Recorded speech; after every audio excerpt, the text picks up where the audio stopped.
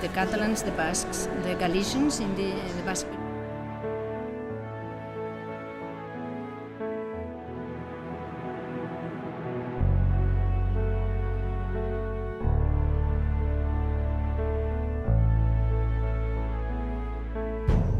An independent future for Scotland.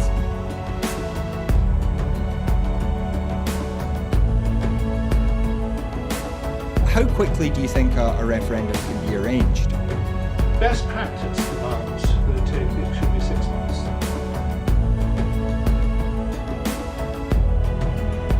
Just looking at the overall share numbers for Scotland at the moment, the SNP 46.4%.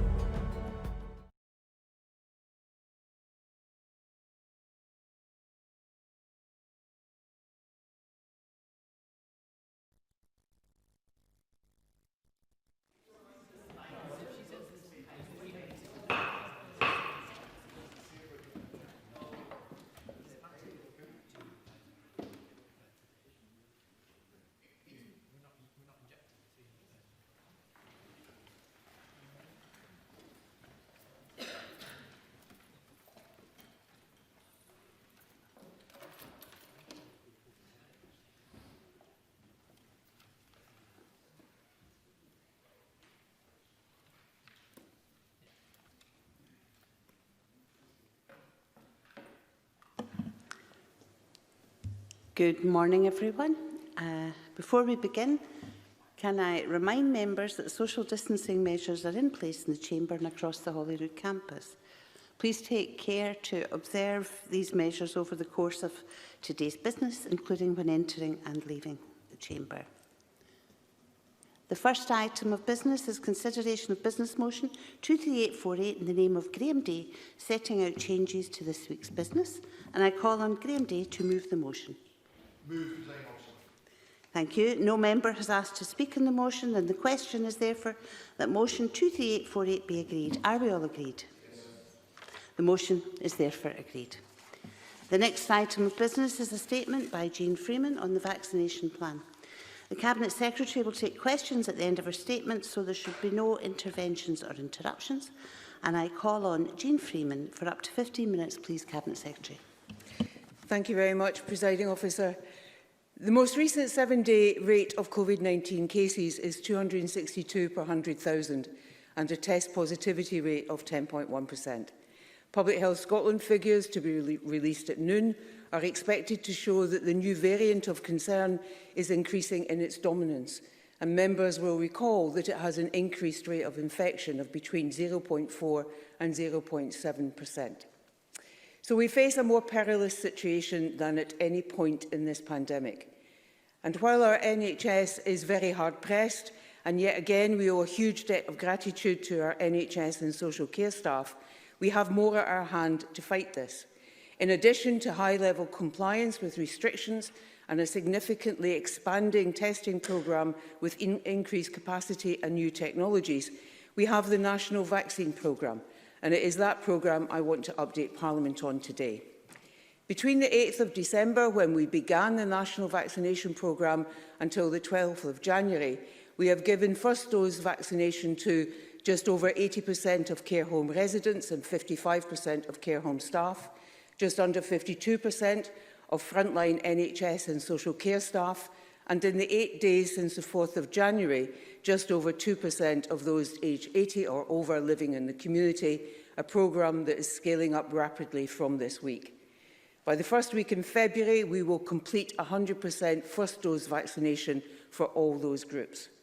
Overall, a total of 191,965 people have received their first dose of the COVID vaccination, and 2,990 have received their second dose, all of that based on the latest management information as at 8:30 a.m. this morning. We currently have supplies coming through from the 2 authorised vaccines, Pfizer and Oxford AstraZeneca. Our planning scales up delivery, so we are able from February to vaccinate with an average of around 400,000 people a week by the end of that month. The Moderna vaccine is now the third vaccine to be approved, and as with others, we will receive our population share of the supply secured on behalf of the 4 nations by the UK Vaccines Task Force.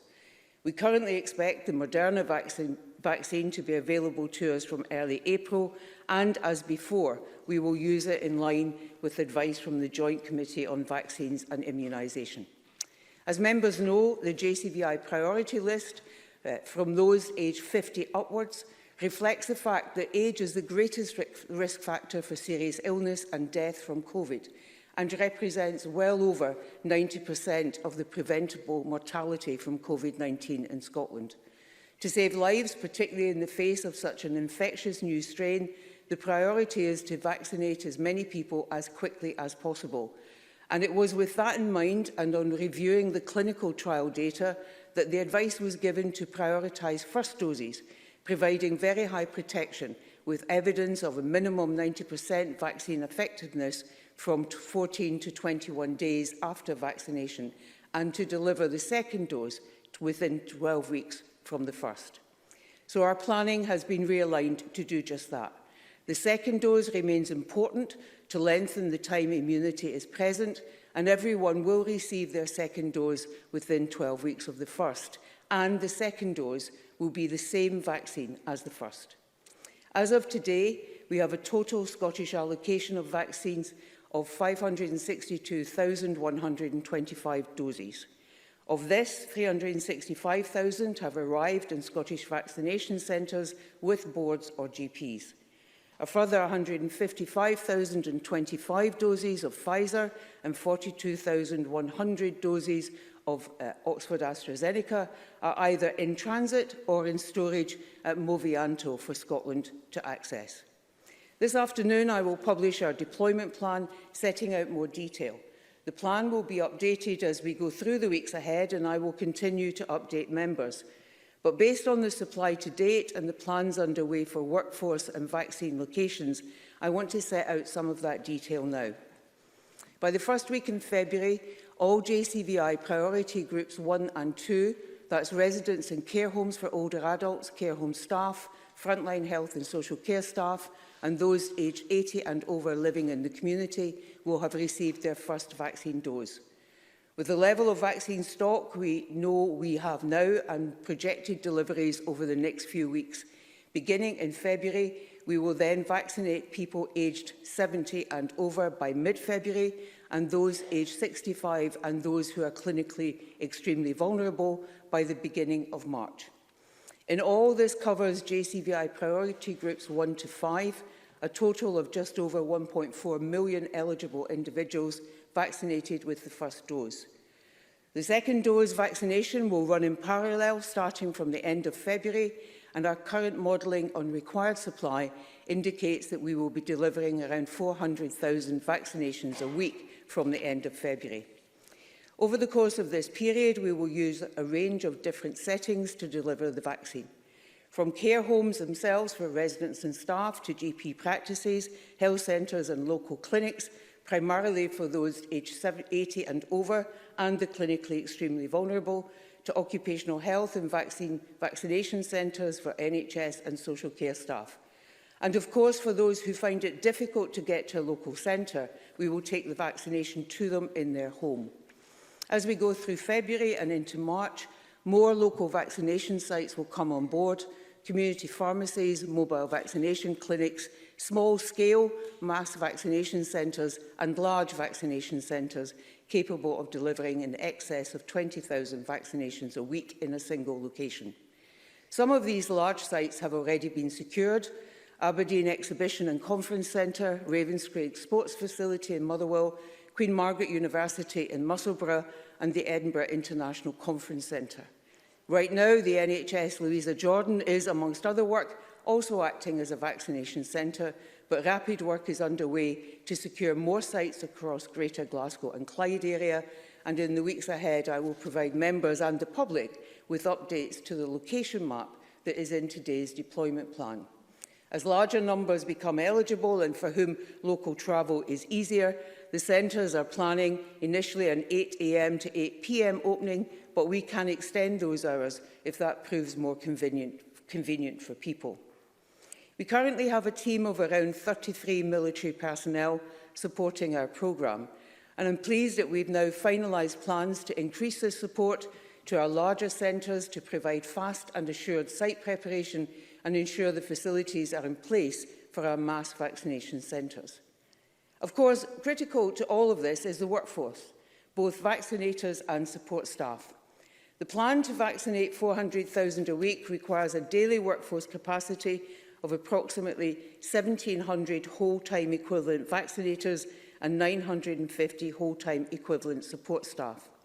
To achieve that level of vaccinators, we need in headcount 3,400 vaccinators, depending on the proportion of part-time versus full-time staff.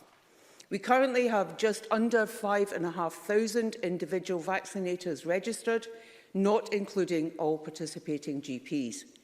In addition to local health board training, over 4,000 have taken part in national training to administer the Pfizer vaccine, and 4,700 have received training on Oxford AstraZeneca. We're continuing to build additional capacity, bringing on board more community health care practitioners, including pharmacists, dentists and optometrists, and are receiving daily offers, which we can now route through our national facility to place them close to where they live and secure the additional training they need.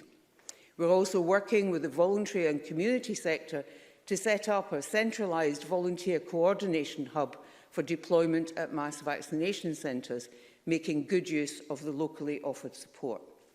A number of local and national organisations and businesses have offered to be involved, and our National Contact Facility will also receive those offers from now on and ensure each is considered carefully and used where possible. I'm very grateful indeed to the many individuals, businesses and organisations who have stepped forward so far in this way. Perhaps the most important thing people want to know is when will it be my turn to be vaccinated and how will I be informed? I've given an indication, supplies allowing, of when that will happen in what I've set out so far and in slightly more detail in the deployment plan. If you're in the first two priority groups in terms of how you will be informed, your employer or your health board or your local GP will contact you. If you're in one of the other groups, you will be contacted by letter or phone.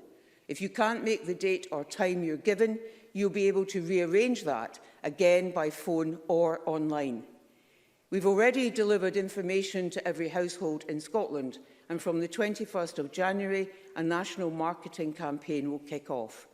In addition, we'll put out local information through the local press and radio, and of course, continue to use national print and broadcast media to inform a wider public. Members and the wider public can monitor our progress daily and weekly. Daily updates every weekday are published by the Scottish Government on the Scottish Government website, providing the latest cumulative data on the number of people receiving their vaccination. And from today, weekly updates will be published by Public Health Scotland, which provide a more detailed breakdown on priority groups vaccinated and geography. I'll continue to keep members informed, as we have done up to now, through regular letters, detailed information, and responding as quickly as I can to specific questions. I'm also grateful to members for their participation in the briefing we held on January the 4th, and I'm happy, of course, to repeat that if that would be helpful.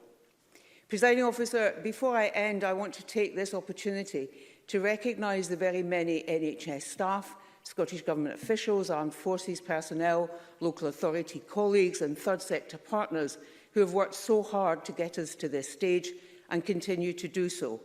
And of course to the many involved at every stage, from vaccine production to procurement to delivery, and all those coming forward volunteering their help. This programme to vaccinate 4.45 million adults in Scotland is a national effort, and each one of them is playing a vital part in that, and they have my very grateful thanks. The vaccine offers us hope, and as we vaccinate more and more of our fellow citizens, that hope becomes more real. But on its own, it won't be enough to win the race against this virus.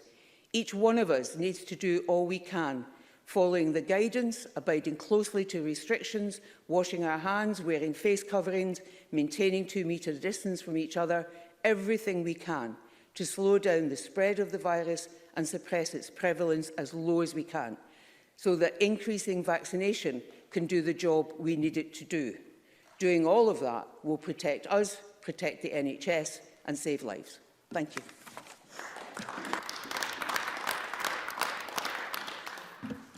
The Cabinet Secretary will now take questions on the issues raised in her statement, and we'll allow around 30 minutes for that. It would be helpful if members could press the request to speak buttons if they wish to ask a question, and bear in mind that there are many people who wish to do so, so please be succinct. And I first of all call Don Cameron. Can I thank the Cabinet Secretary for advance sight of her statement and offer my thanks to all those involved in this massive national programme. It's clearly welcome that over 190,000 people have received their first dose of the COVID-19 vaccine and some are receiving their second dose. However, it's also clear from the figures that not enough people are being vaccinated each day and that timetables are slipping. And it's particularly worrying that so far we have vaccinated just half of our frontline NHS and social care workforce who are so critical to Scotland overcoming the pandemic. With that in mind, earlier in the week, the Health Secretary and the First Minister indicated that all 4 priority groups would be vaccinated by mid-February. But today's statement leaves out clinically vulnerable people from that group. Can I ask why that is? And secondly, in a recent email to GPs in NHS Lothian, it was indicated that there would be delays to the national booking system, and that may delay in turn the launch of vaccination at large centres by 2 weeks. Can I ask the Health Secretary for an update on this booking system? Jean Freeman. Thank you very much. Thank you to Mr Cameron. I don't believe it is the case that timetables are slipping. I think what I have set out in my statement concurs exactly with what we have said before. We started with the JCVI's advice on the most clinically vulnerable, and that is our residents in care homes, the elderly residents in care homes. Inevitably, vaccinating older people in that setting takes longer than a mass vaccination centre of 50 or 60-year-olds or even people as old as me. So we've done what the JCVI says. We're on track to complete all of those priority groups 1 and 2. That's all NHS staff and frontline social care staff by the end of this month, as well as all those 80 and over living in the community and care home residents and staff. That's not a slipping timetable in my book at all. In terms of the delay to the national booking, the email that you referred to, I believe that email was issued by the local Health and Social Care Partnership. I believe they've now corrected that because the information that they gave was entirely wrong. The national booking system is not delayed. It will be ready. It's being tested towards the end of this week and the beginning of next to make sure that it is absolutely ready and capable of taking the volume of work that it needs to take. And it will be ready from the beginning of February, end of January, beginning of February, to do its job. And that job will be that high volume throughput of those in the younger age groups to make sure that we can get them booked to the site that is most convenient for them. For some, that will be their local vaccination clinic. For others, it will be the mobile vaccination units that will be most appropriate. For yet others, it will be either the mini or the mass vaccination sites. And they'll be able to change their booking if the time and date that's given to them isn't convenient. So all of that is on track. And by the end of February into early March, we will have completed first dose vaccination of JCVI priority groups 1 to 5 and will begin the second dose vaccination, running that in parallel. Monica Lennon. Thank you, Presiding Officer, and thank you, Cabinet Secretary, for advance sight of the statement. On behalf of Scottish Labour, again, I put on record our thanks to everyone involved in the programme to get Scotland vaccinated. Can I ask how quickly we can move to a 24/7 rollout and how many additional vaccinator and support staff would be needed to implement that across Scotland?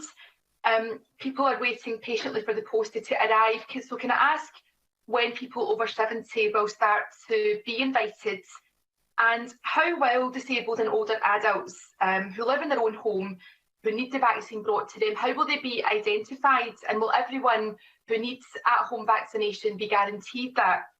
And finally, I can make a point on behalf of Scotland's home carers. They feel they've been at the bottom of the queue for PPE testing and now the vaccine. And in Lanarkshire, I've had dozens of examples of home carers getting up as early as 4 AM to go online to try and book appointments, but the slots have gone very, very quickly.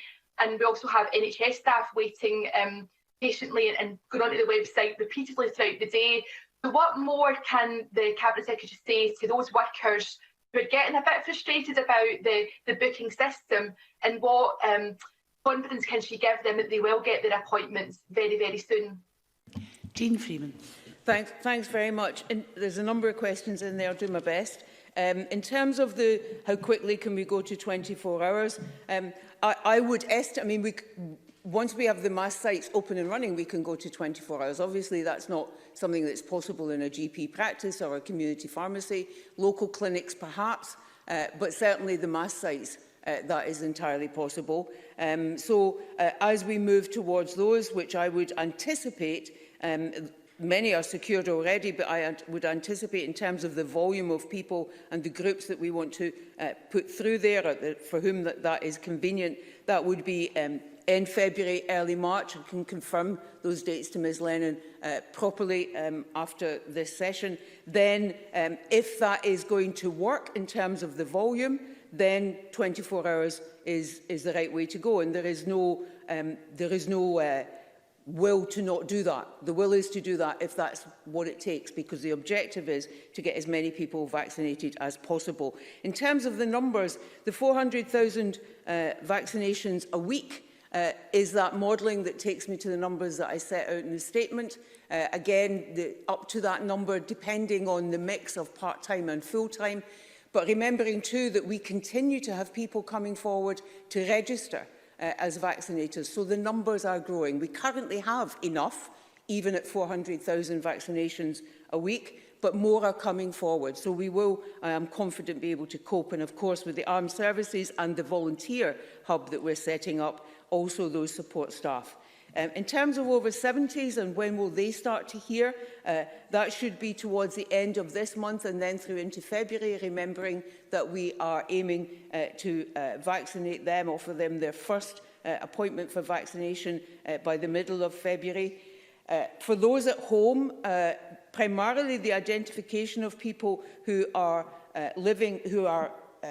housebound or unable easily to get to a local vaccination centre or their primary care practice. That will be identified primarily by the primary care practice. They will know their patients and the patients that district nurses or community nurses visit, for example, and they will be undertaking that vaccination. And yes, they all absolutely should be guaranteed that if they need to be vaccinated at home, they will be vaccinated at home. Your point about home carers and NHS staff, it should be the employers who are contacting people to make sure that they are being given appointments. Often those are in occupational health settings or in those larger vaccination sites that were one of the first things that we set up. But I'm happy to take that away and look at whether there are particular issues within the overall number we've still to vaccinate that we need to resolve. Home carers are harder to reach in that they don't have a single employer. But I'll happily take that away and get back to Ms Lennon with what more we think we can do. We now move to open questions. I have quite a few. We'll get through them all if we can bear in mind how many there are. Christine Graham, followed by Brian Whittle. Thank you, Presiding Officer. In the long list of questions by Monica Lennon, she preempted one of mine, but I'll pursue this. Given that home vaccinations of particular relevance in constituencies such as mine, Midlothian and the borders, where we've got sort of remote and isolated communities, people on farms and so on, and note what the Cabinet Secretary said about the GP and district nurse will identify them, but what have not been identified? At what point do they contact the practice or whatever when they've received a letter about their appointment? Because some people may get missed out and they'll be most concerned. Jean Freeman. Could I just make the point that home vaccinations are there for people for whom it is very difficult for them to leave home because of their mobility or their health questions, or in some instances because they are elderly and frail. In addition, for constituencies like Ms Graham's and indeed parts of my own, mobile vaccination clinics will be part of the answer in taking vaccination closer to where people are. In terms of people wondering what do I do if I've not heard in time, I think there are two things that they can do. First of all, they can contact that central email that is in the deployment plan. There is a national helpline that can also be phoned, and in addition they can contact their local GP practice and ask them when they expect to hear from them. That is really what is happening just now with those who are over 80 that are worrying about when they're going to hear, and for others those other routes are there as well. Brian Whittle, followed by Fulton McGregor. Thank you, Deputy Presiding Officer. I wonder if I could ask the Cabinet Secretary if there's any flexibility in the way the vaccines are rolled out. I'm specifically looking again at the difference between rural and urban. For example, if there is somebody in their early 70s with a spouse in their late 60s, that would currently require 2 journeys, or perhaps in a small rural community, could the bands being vaccinated be extended? It kind of speaks to efficiency, and there's a certain logic to that. I wonder if there's any flexibility in the way the vaccines are rolled out. Jean Freeman. So the primary purpose, as Mr Whittle knows, and it is worth repeating, is to vaccinate as many of those most at clinical risk of serious illness or death. They're the first priority. That's why JCVI advice goes through the age cohorts, if you like, from elderly right through down to 50 and over. And we need to hold as true to that as we possibly can. However, there are circumstances, and we've had some initial discussions with boards like NHS Highland, for example, where they make the point quite rightly that to send a team to a particular part of their Highland area to do one cohort, bring them back and then send them back to do the next age group down seems a bit of a waste of resource and time. And so in those instances, discussions board by board with us, we are liable to, or likely to, accord that degree of flexibility to say, if you're going into village X, do everyone there who's over 60, for example, in one shot, because that will be quicker. But we need to get that balance right, because we need to always be confident that we are prioritising the delivery of the first dose to those who are most clinically at risk from this particular virus. Fulton McGregor and then Jackie Bailey. Thank you, Presiding Officer. The JCVI priority list sets out frontline healthcare staff rightly as a high priority vaccination. What advice can the Cabinet Secretary offer to staff who support essential frontline NHS activity due to specialist work with vital equipment, for example, but are not themselves NHS staff? And just as a courtesy to let the Cabinet Secretary know that I'm writing to her on behalf of a constituent who falls into exactly this category as a kidney dialysis technician regularly working in COVID and intensive care wards throughout Scotland. Jean Freeman. So there's a thing called the Green Book, which sets out in much more detail what is meant by each of those priority groups. And it is the Green Book against which vaccinators are trained, and it is the Green Book that people work through how to, who's all covered, if you like, by priority 1 or priority 2. I'm going to read briefly from an extract in answer to Mr McGregor's question, because it is important. It is staff who have frequent face-to-face clinical contact with patients who are directly involved in patient care in either secondary or primary care or community settings. They then go on to list a very wide range of professions and activities, and include associated support staff of independent contractors, those working in public, private, third sector and non-standard healthcare settings such as hospices, community-based mental health or addiction services.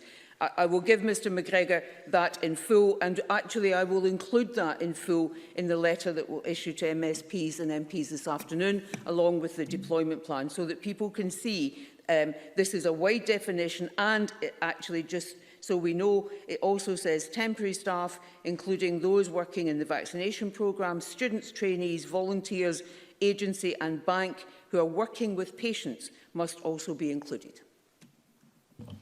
Jackie Bailey, followed by John McAlpine. The vaccine rollout is welcome, but as experts tell us, this needs to sit alongside a robust test and trace system. Scotland is testing the least per head of population of any of the 4 UK nations. The capacity is 65,000, but the average testing is about a third of that number. And when you compare the first week in January to the first week in December, there was a 184% increase in positive cases, but only 7% more tests. So testing hasn't been ramped up. And couple that with contact tracing, still relying heavily on text messages. Does the Cabinet Secretary believe that this is good enough to help contain the virus? Jean Freeman. So a couple of points on that. If the overall thrust of Ms Bailey's question is drawn from what the Right Honourable Gordon Brown said yesterday, I think we dealt with that at the briefing. By and large, it is statistically not credible. However, there are other points in what she said that I want to address. The numbers that she quoted refer to, of course, PCR tests, not those conducted through lateral flow devices, and we're working to make sure that those numbers come through too.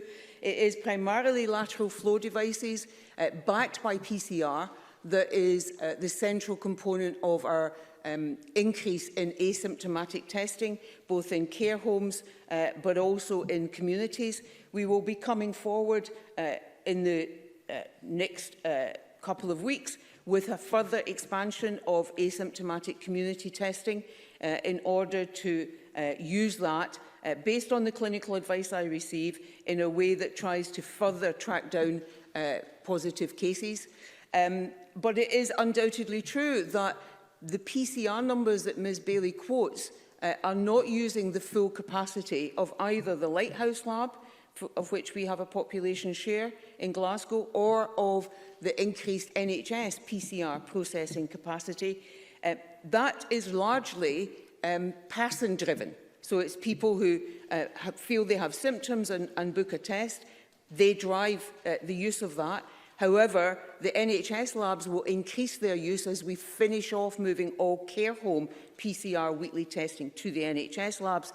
And part of what we will bring forward is a review that we're doing now about how much more can we proactively use these PCR processing and tests in order to help us. So it will be PCR and asymptomatic in order to chase down more of the virus in particular areas, either where the numbers are stubbornly high, which is what we were doing before Christmas, or where we believe there is inevitably close contact around, for example, some particular employers, where we want to be able to keep testing so that we can help them be sure that their workplace is as safe as it can be.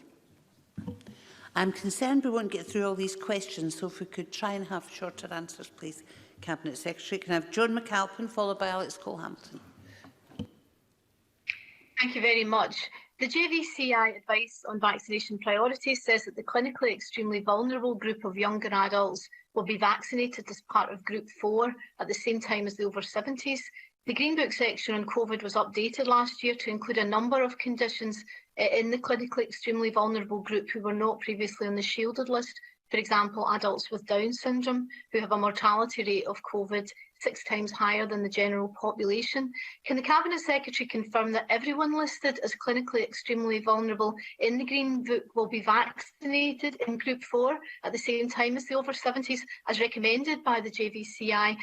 And how confident is she that these individuals have all been identified? Jean Freeman.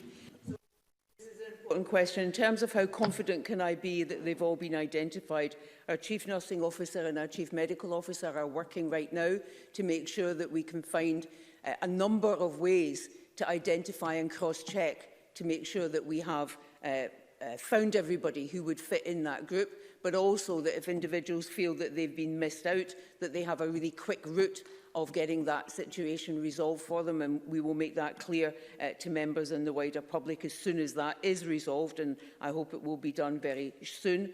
That clinically extremely vulnerable list will be vaccinated within that time frame. And I think we've made that clear. Some of those individuals will fall into more than one category, as I'm sure Ms McAlpine appreciates. So the overall numbers that we are working with that are in the deployment plan are estimated numbers, because individuals will fall into more than one category. Alex Cole-Hamilton, followed by Mark Ruskell.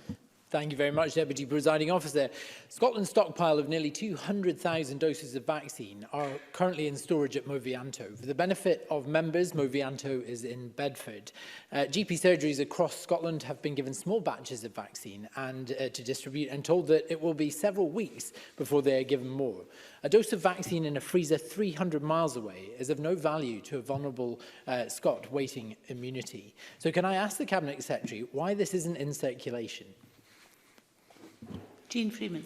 So Movianto is the distributor. They bring the vaccines from Haydock through various safety checks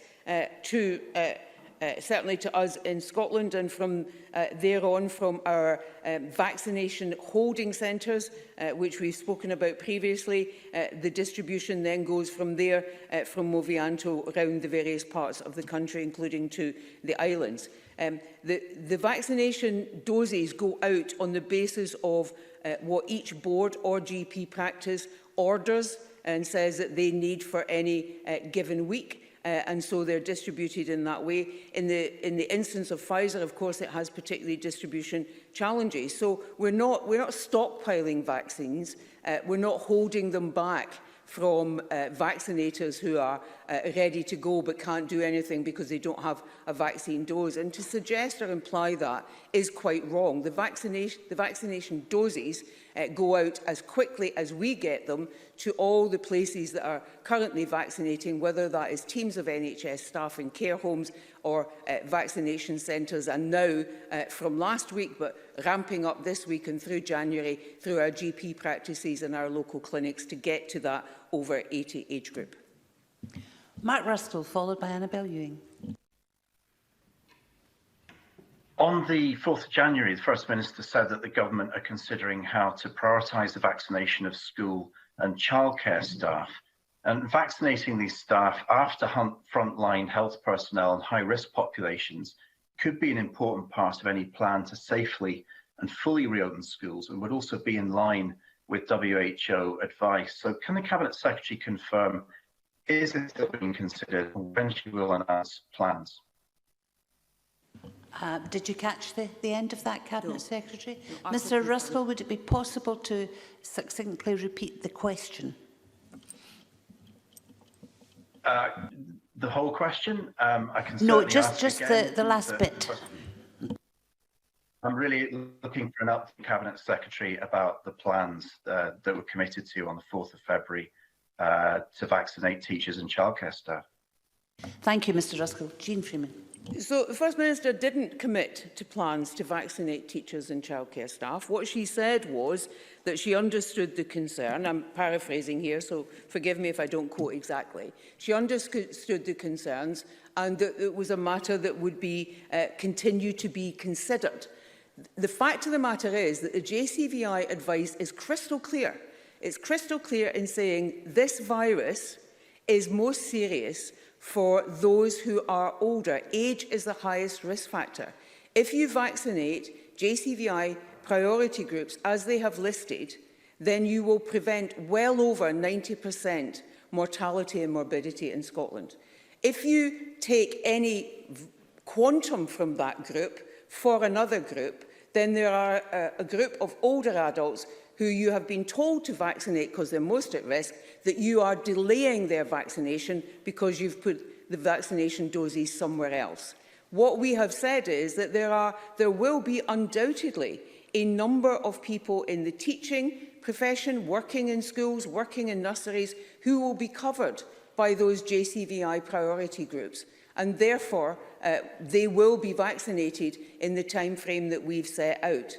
As JCVI looks beyond its first set of priorities, i.e. those over 50 and upwards, to what we do thereafter, so from the spring onwards, they are considering, not yet determined, whether or not they believe that there are any occupations or other characteristics, for example, BAME and other groups, that we should prioritise within the cohort of 50 to 18. And once they've given us that advice, then we will look at that. And we will continue to consider and see what more we can do to provide assurance to a number of individuals, in particular professional circumstances and work circumstances, where they have concerns about about their vulnerability in this regard.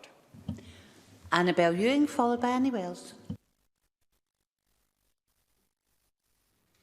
Thank you, Presiding Officer. With a view to providing reassurance to home care workers in my Cowdenbeath constituency, can the Cabinet Secretary confirm that those providing social care out with a home care setting will indeed have priority access to the vaccine?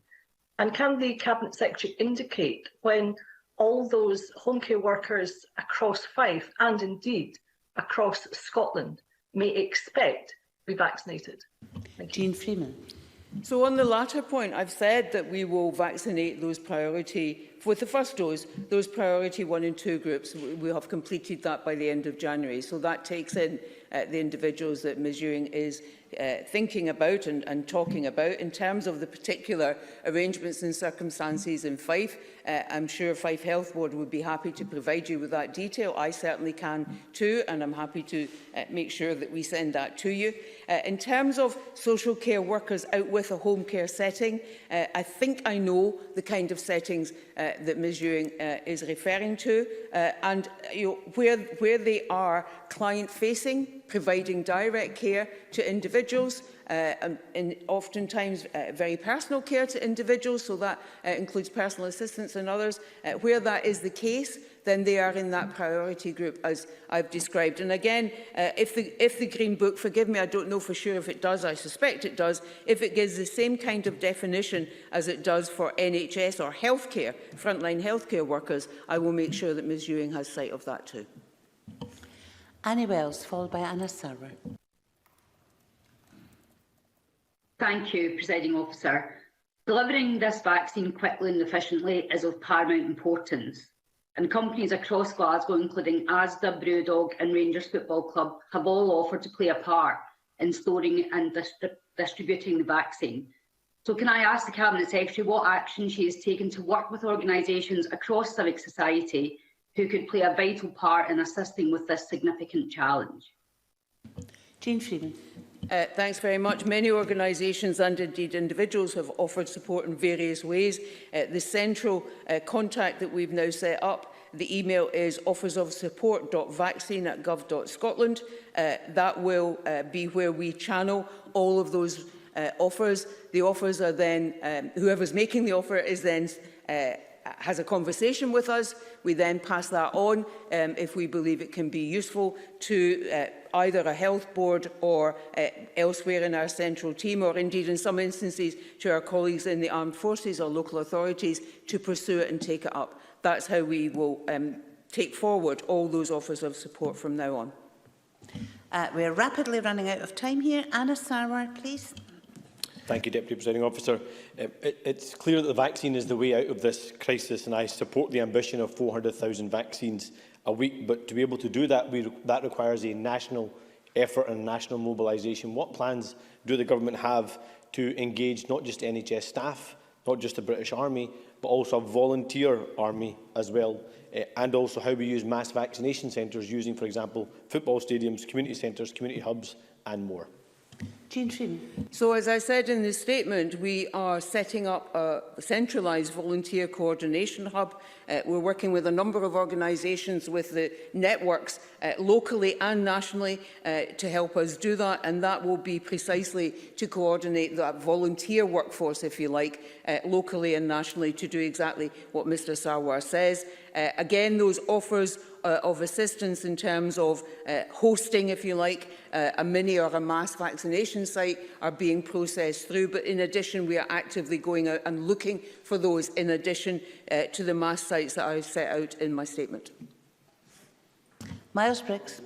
Thank you, Deputy Presiding Officer. It's over 6 weeks since I raised the case of Fred Banning with the First Minister, and I welcome the fact that she has now agreed to meet with him. Can I ask what progress has been made in developing a pathway for terminally ill patients who are desperate to be vaccinated at the earliest opportunity with the vaccine? Jean Freeman. So Mr Briggs is correct. First Minister will meet Mr Banning, I think, later this week.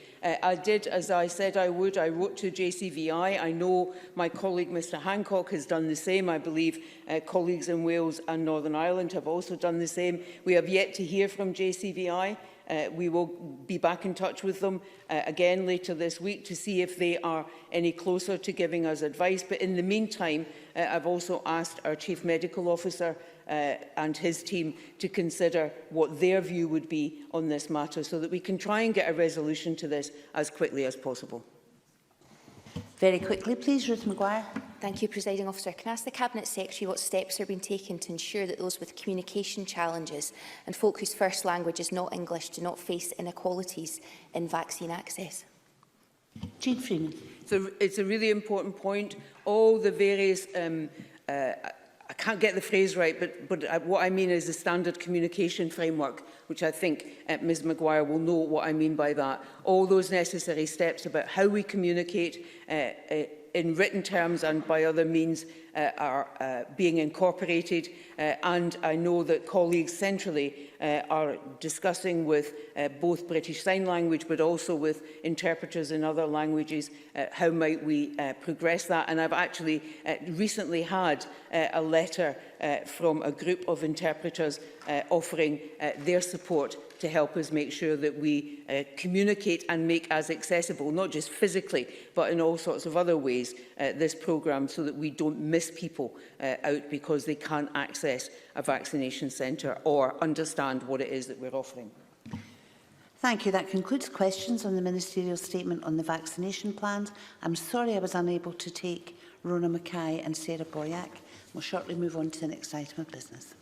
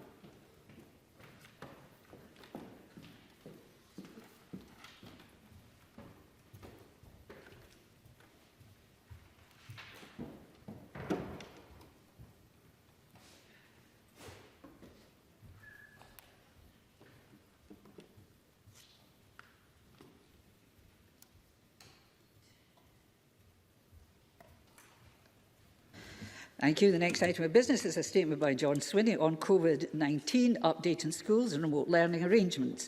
The Cabinet Secretary will take questions at the end of his statement, so there should be no interventions or interruptions. And I call on John Swinney. Cabinet Secretary, please.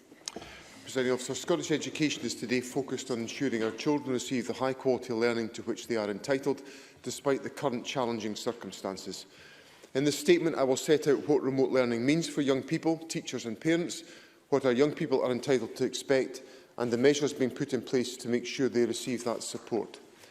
As we consider the educational provision available, it is vital we acknowledge the importance of ensuring our children's health and well-being is supported during the pandemic.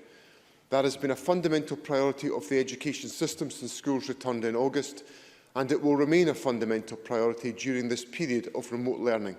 Children can only learn well if they feel well. At the outset, I want to reiterate my firm view that the best place for young people to learn is in school. We are doing everything we can to allow them to return safely as soon as possible, but in the meantime, their learning must be sustained and must be as rich and rewarding as possible. Remote learning is learning directed by teachers and undertaken by young people not physically with a teacher while instruction is taking place. Remote learning will not replicate in-school teaching. in style, approach or hours of delivery. But what constituted high-quality learning, teaching and assessment prior to the pandemic is what constitutes high-quality learning, teaching and assessment now. It remains the responsibility of Scotland's dedicated teaching professionals to plan, organise and deliver that learning. I know our teachers are deploying their professional skills and rising to the challenges posed by the current situation. Remote learning involves a combination of live interactions between teachers and learners, and learning which takes place away from the direct presence of the teacher. Online learning is important, but not the only aspect. Education Scotland has published guidance explaining the definition and principles which govern remote learning, together with clarity on what young people and their families are entitled to expect, while it is not possible for all pupils to be in school.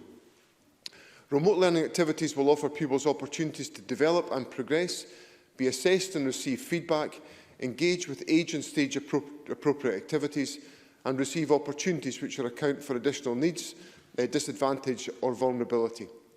Good communication between home and school is fundamental to ensuring a shared understanding of the approach and everyone's responsibilities. Young people should have access to appropriate physical resources where needed. Examples may include learning materials or digital devices.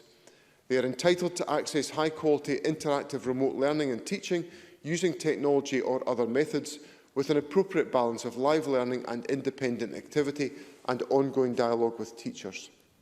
Support available includes access to online resources to aid interaction, assessment and feedback. Each learner is entitled to a daily check-in, appropriate to age, stage and need. They will have regular opportunities for engagement with other pupils. All of this must, as ever, be underpinned by due regard for young people's well-being and safeguarding. It is right that schools and teachers make the appropriate decisions for the young people they know, whilst delivering the entitlements set out in guidance to ensure everyone receives a consistently high-quality experience. Presiding Officer, I'll now outline the resources developed for remote learning and teaching. We have significantly enhanced the national e-learning offer, growing the provision for live remote learning, recorded lessons and supported learning. The expanded offer includes eSchool, which currently encompasses 27 courses ranging from National 5 to Advanced Higher, including live webinar lessons for Advanced Higher pupils. It includes a bank of online recorded lessons and 14,000 items of supported online learning and teaching materials, including resources for teachers to use in planning and delivery. Access to this work is made possible for learners across Scotland through the GLOW platform, our national online learning environment.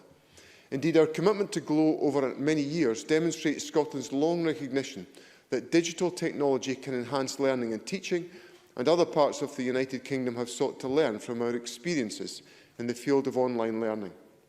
Through their local authority GLOW login, every learner and teacher in Scotland has access to a comprehensive range of digital tools, including Microsoft Office 365 and Google Classroom. I can confirm that the problems experienced by some schools with Microsoft Teams on Monday have been resolved by Microsoft, with the service operating as expected. These were not related to GLOW, they were experienced by Microsoft users across the United Kingdom and parts of Europe. We continue to work with Microsoft to keep the service under constant review. In November 2020, GLOW saw over 420,000 users logging on over 7.6 million times, compared to approximately 260,000 users logging onto the platform around 3.7 million times during the same month in 2019. After the last period of school building closures, we commissioned an equity audit published today to better understand the impact on children's learning, health and well-being, particularly those experiencing disadvantage. The equity audit provides important evidence to help us target mitigations effectively during this period of remote learning. We've taken action to ensure disadvantaged children and young people have access to the devices and connectivity needed to engage in education. The £25 million provided in the summer will deliver well over 70,000 devices for learners across Scotland. By end of December 2020, almost 59,000 devices had been distributed and connectivity had been provided to over 10,000 learners, with more dispatched since then. In many households, families will not have a dedicated device for each learner. To ensure that families have flexibility, GLOW can already be accessed on digital devices with modern browsers and many elements can be accessed on consoles like Xbox or PlayStation. The BBC Scotland TV channel is providing content benchmarked to Scotland's curriculum starting this week. Education Scotland and the BBC are working to make it easy for teachers, learners and parents to navigate what is available and to understand how it aligns with wider learning. For all learners, particularly the very youngest children, some of the best learning already takes place through play, within the home, with parents or carers. I am mindful that working parents of very young children are finding it particularly difficult to balance childcare and work at the present moment. Resources are available via the Parent Club website to support parents in engaging children of all ages in meaningful activities. Teachers need support to feel confident that they can do the best for their students, and Education Scotland continue to provide a range of professional learning on digital learning and teaching via the digilearn.scot website. I am conscious of the impact the move to home learning will have for learners studying national qualifications. On the 8th of December, I confirmed the cancellation of higher and advanced higher exams in addition to National 5 exams. I also confirmed an alternative model for certification would be developed based on learner evidence and subject to quality assurance to deliver credible and fair results. Communications were issued by the National Qualifications 2021 group yesterday, setting out the priorities that schools and learners should focus on now, essentially on learning and teaching, while consideration is given to the implications of the move to remote learning and the length of time these arrangements will be in place on the new assessment model.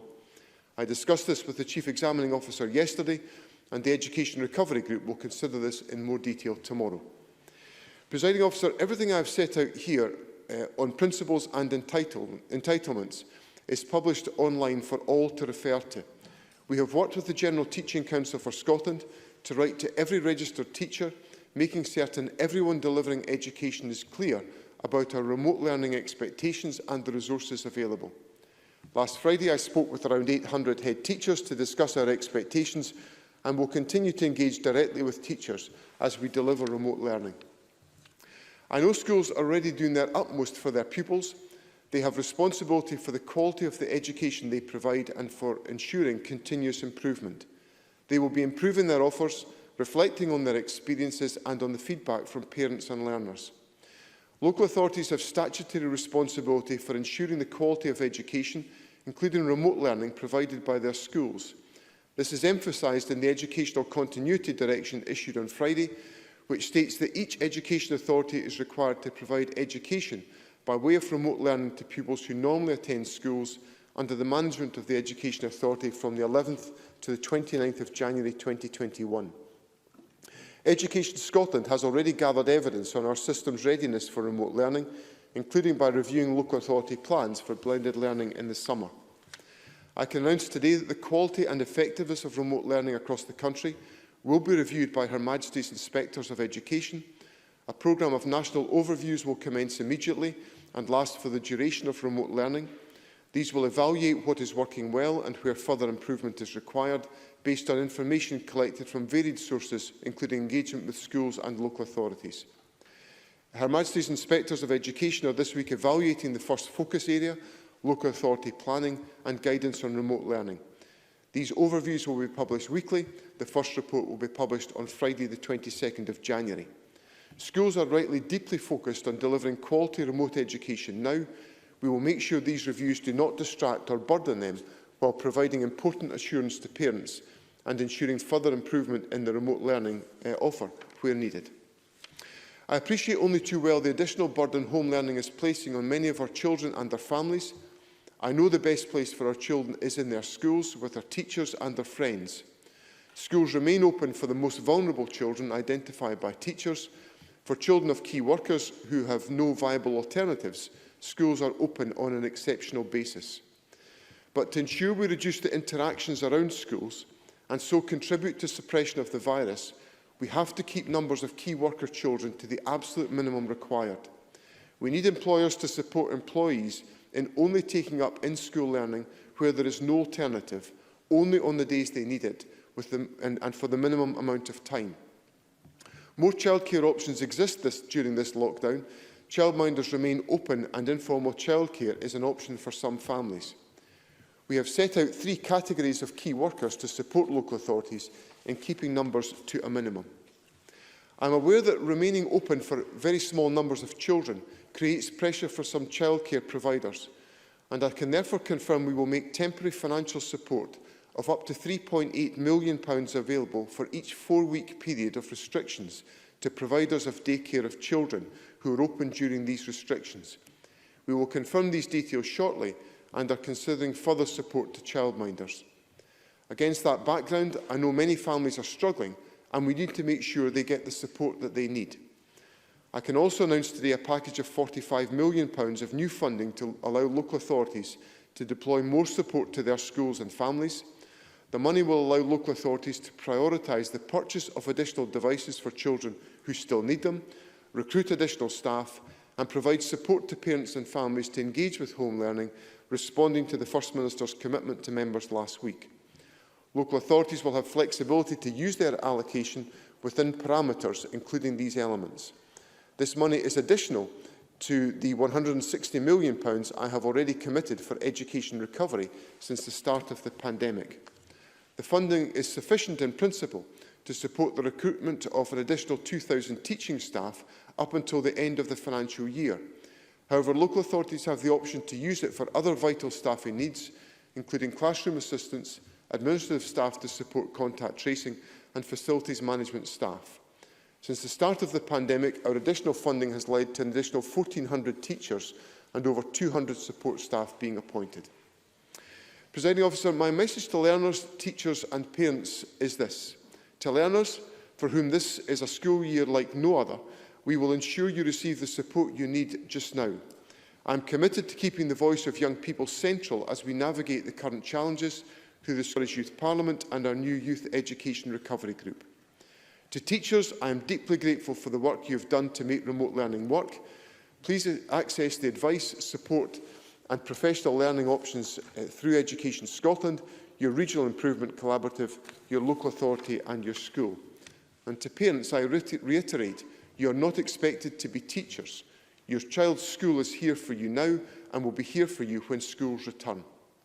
Presiding Officer, I do not want the current situation to continue any longer than it must to allow us to arrest the spread of this terrible virus. We have committed to a fortnightly review process with the aim of maximising the numbers receiving in-person learning, provided it is safe to do so. Cabinet will be considering the output from that first review on Tuesday, and we will communicate our decision thereafter. As the First Minister has made clear, this is not a simple choice between opening and closing schools. If the evidence tells us we can get some pupils back safely, we will maximise the numbers able to benefit. We will ensure all appropriate mitigations are in place to support a safe return. That includes exploring the role enhanced testing of school staff could play, pilots of 2 different models, one using in-school testing with lateral flow devices and another involving at-home testing using PCR tests, are planned to begin in a number of schools from next week. While this situation does last, I am determined to ensure we deliver remote learning well across all local authorities and schools. I am also determined to make sure the interventions we put in place are positive additions to the education system of the future, where remote learning offers opportunities like the chance to diversify subject choices, support rural communities and provide a robust offer for children whose schooling has been interrupted. The virus will be beaten and schools will return fully to intensify our efforts to achieve excellence and equity for all of Scotland's children. Thank you very much, Cabinet Secretary. The Cabinet Secretary will now take questions on his statement. I must conclude around 12:30 for First Minister's questions, so can I ask members to be succinct and press the buttons now if they wish to ask a question. I call Jamie Green to be followed by Ian Gray. Mr Green. Thank you, and can I thank the Cabinet Secretary for advance sight of his statement. We also thank everyone in education delivering learning and childcare in these difficult circumstances. But the move to remote learning has added pressures on teachers, on working parents, and more importantly on young people themselves. But this has been the government's contingency plan, its plan B, for quite some time now.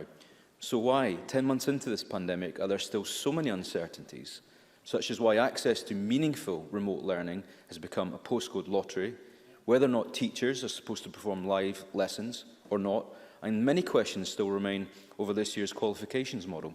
So let me ask directly to the Deputy First Minister, why are young people being asked to use games consoles to access learning, why does every pupil who needs a device to learn on still not have one? When will the additional funding that's been announced today actually hit the pockets of local authorities to get these new staff in place, given that we're already halfway through January?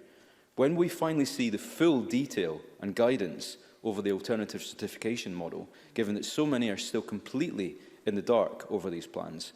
And finally, when will the government commit to calls from these benches to double financial support for online learning if schools do remain closed beyond the end of January? Cabinet Secretary, a lot of questions, but if you can be succinct, please.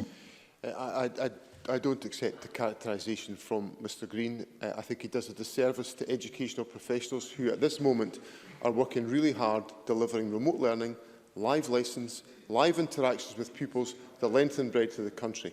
And that's all going on today, and it's all been going on this week.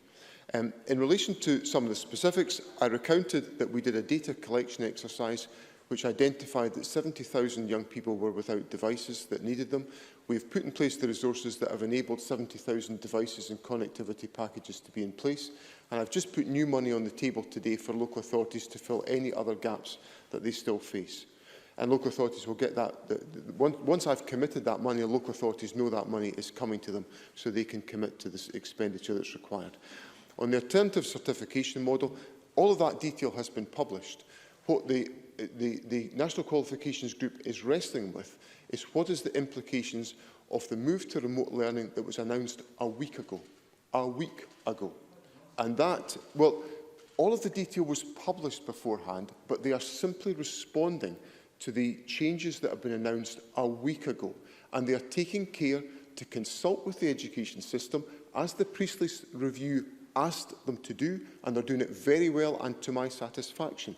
And details were published yesterday on the steps that have been taken, and further details will be published shortly. Ian Gray to be followed by Claire Adamson.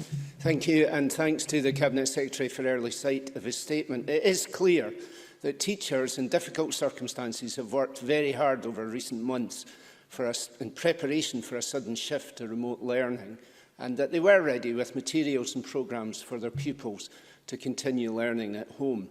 But many will feel that they have been let down by the national platforms on which they thought they could rely, most notably a widespread software failure. But there were also problems with the flagship eSchool platform. One head teacher told me that pupils logging in did not get the licence advertised, that links did not work, and that in any case, most subjects are still not covered. Then the SQA lived down to expectation by publishing an assessment update on their update, promising another update to come. Still looking for 2 to 4 assessments to be done, even suggesting teachers might invigilate these remotely, presumably using the IT, which was not at that point working. So, why did Education Scotland not fully stress test the IT they were recommending for schools well in advance? Is the eSchool offer also fixed today, and will it expand to all subjects? And isn't it time to accept that trusting teacher assessments is the only viable alternative to exams in the circumstances we face, and give teachers, pupils and parents some clarity now? Can I just remind some members who are frowning that the front benches here do get a certain amount of time to ask their questions, Mr Coffey. So you can cheer up. Cabinet Secretary. Can I welcome Ian Gray's recognition of the good work that teachers have done, because I think teachers have made a superb effort to be ready for these circumstances, and I appreciate that Mr Gray has acknowledged that, and I deprecate the fact that the Conservatives were unable to reflect that. Now, on the issues of IT, the Education Scotland's, the GLOW system accesses Microsoft Teams. It is a provision delivered by Microsoft. Microsoft are the product suppliers. They deliver the platform upon which GLOW is based. So we look to Microsoft to fulfil their obligations as technology providers to ensure that is in place. Now, that was, there was a widespread problem which was not unique to GLOW on Monday. it was affected a whole range of different organisations using Microsoft Teams. I suspect it was probably to do with the fact there were so many people accessing Microsoft Teams on Monday. But Microsoft have addressed these issues to our satisfaction, and the system operated well yesterday, and I'm informed it's working well today. In relation to the National e-learning offer, there are over 500 recorded lessons available through the National e-learning offer. eSchool is providing coverage across a range of different courses. Finally, on assessment, teacher estimates are going to be the underpinning of the alternative certification model. What has been agreed with the National Qualifications Group is a number of different elements of in-school assessments that will inform that teacher judgment. Now, that was the model that was put in place prior to the move to remote learning. What the National Qualifications Group is looking at, and I stress that the National Qualifications Group is a group representative of a range of different interested parties. It's led by the SQA, but it involves a whole range of different organisations, including our professional associations, is looking at how the move to remote learning affects the delivery of that alternative certification model. And I'm very keen to give the system some time to think through the implications of these issues and then to communicate those directly, which is what will be done in very short order. Thank you. I have 20 minutes, 14 people wanting to ask questions. You can do the arithmetic, important in an education debate. I take Claire Adamson, followed by Oliver Mundell. Succinct questions, please. Thank you, Presiding Officer. Deputy First Minister, we know that many parents and carers will be concerned for young people at the moment, and while schools are open for vulnerable children and key worker children of key workers, there will be, for whatever reason, additional support needs pupils who will not be attending school. Can you outline what support will be available to them to ensure that they are not disadvantaged while unable to attend school and working from home? Thank you. Cabinet Secretary. Presiding Officer, it's important that schools make a judgment about the individual needs of individual pupils who have additional support needs. And for some of those young people, there will be an argument for them to be in school. For others, they may be better supported at home. So that individual judgment is made by schools. I discussed this issue extensively with head teachers on Friday because I spoke to a number of head teachers of special schools who were making that judgment, and they made the very precise point to me that some young people would be better supported at home in an environment where their learning and their support could be delivered. So it will be very much tailored towards the needs of each individual pupil, and I hope that gives Claire Adamson the reassurance she seeks. Thank you. Oliver Mundell, followed by Kenneth Gibson. Thank you, Presiding Officer. Can I ask the Cabinet Secretary if he thinks it's acceptable, as some parents in my constituency are reporting, that their children are being offered no live element when it comes to home learning, and what's he doing to make sure that there's consistency across the country? Cabinet Secretary. Well, I set out in my statement that guidance has been issued by Education Scotland on the expectations around remote learning. That was published on Friday by Education Scotland, communicated to every single teacher in the country by the General Teaching Council. Her Majesty's Inspectorate of Education will review the delivery of remote learning around the country to assess the degree to which expectations are being fulfilled, and will work with local authorities through the Association of Directors of Education to ensure that schools in all circumstances are delivering our expectations on remote learning. Kenneth Gibson, followed by Daniel Johnson. Thank you, Presiding Officer. Remote learning is key to ensuring pupils continue their education. Can the Deputy First Minister confirm the minimum number of remote learning hours pupils will receive each week? Are there enough supply teachers trained in delivering remote learning if required in the event of teacher illness? And how will pupils with additional support needs be supported to learn remotely? That's 3 questions. Cabinet Secretary. Presiding Officer, as I said in my answer to Mr Mundell, the guidance has been published on the expectations around remote learning, which will be a mixture of direct live lessons and other learning tasks that can be carried out independently by pupils, as would be the case within school on an ongoing basis. In relation to pupils with additional support needs, their needs will be assessed individually by schools and appropriate delivery mechanisms put in place to support those young people. And finally, in relation to staffing, obviously because of remote learning, we have staff who are, for example, perhaps self-isolating, who then ordinarily wouldn't be able to attend at school, provided they are well, will still be able to deliver learning from home. So I'm confident that we have, particularly given the investment the government has made in additional teaching staff, that we have adequate teaching staff in place to deliver the learning that's expected. Daniel Johnson, followed by Annabel Ewing. I would like to ask the Cabinet Secretary more about the National Qualifications Group. Given that the document on teacher assessment for national awards was published in October and assumed a high degree of classroom learning, and given that teachers will be presumably expected to submit their estimates and other evidence in coming weeks, when will the revised guidance be published by the National Qualifications Group and/or the SQA? Cabinet Secretary.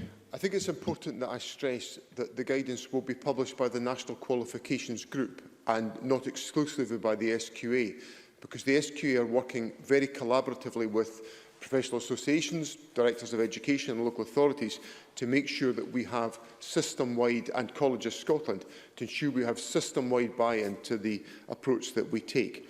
I expect that guidance to be published very shortly, but it is dependent on the extent of time in which remote learning has got to operate. And obviously, as I've indicated, I want to keep that to a minimum. But it will be published shortly to enable the system to be clear about expectations about assessment. But the key point in the guidance issued yesterday was to focus the system on the delivery of learning and teaching at this particular time, because certification will only be able to be fully deployed if all of the learning and teaching for qualifications has been completed during this year.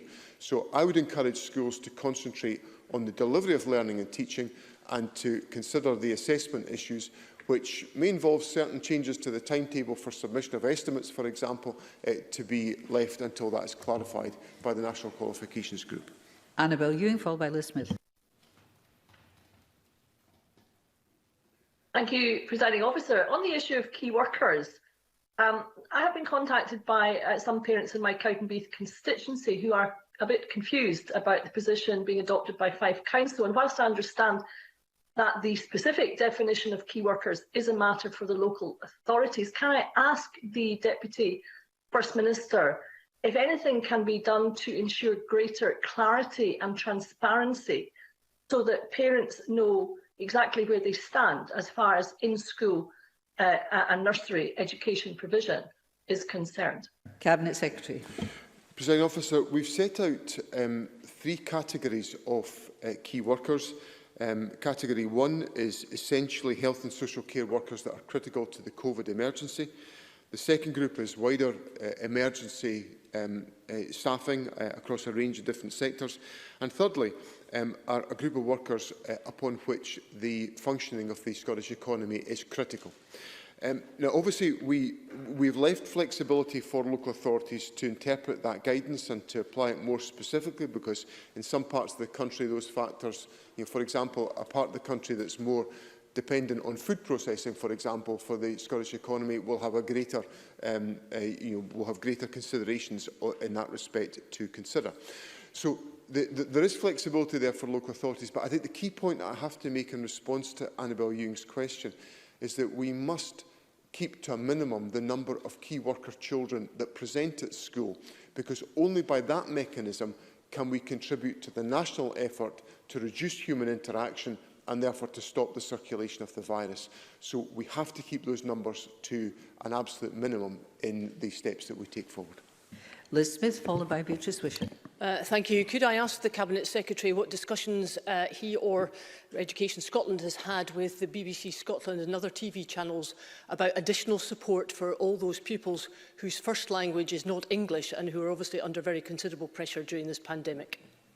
Cabinet Secretary. There has been very good discussion between Education Scotland and BBC Scotland, and I spoke to the Director of BBC Scotland on all of these issues in the course of last week. There will be very specific measures put in place by individual schools to make sure that the learning of young people where English is not their first language is supported. Obviously, schools know those pupils well. That has to be very finely targeted work that is put in place. And it's a big challenge for schools because there will be a very broad range of languages spoken in our schools, as Liz Smith will be familiar. So that fundamentally will be a school-based responsibility to establish that dialogue. Beatrice Wishart, followed by Willie Coffey.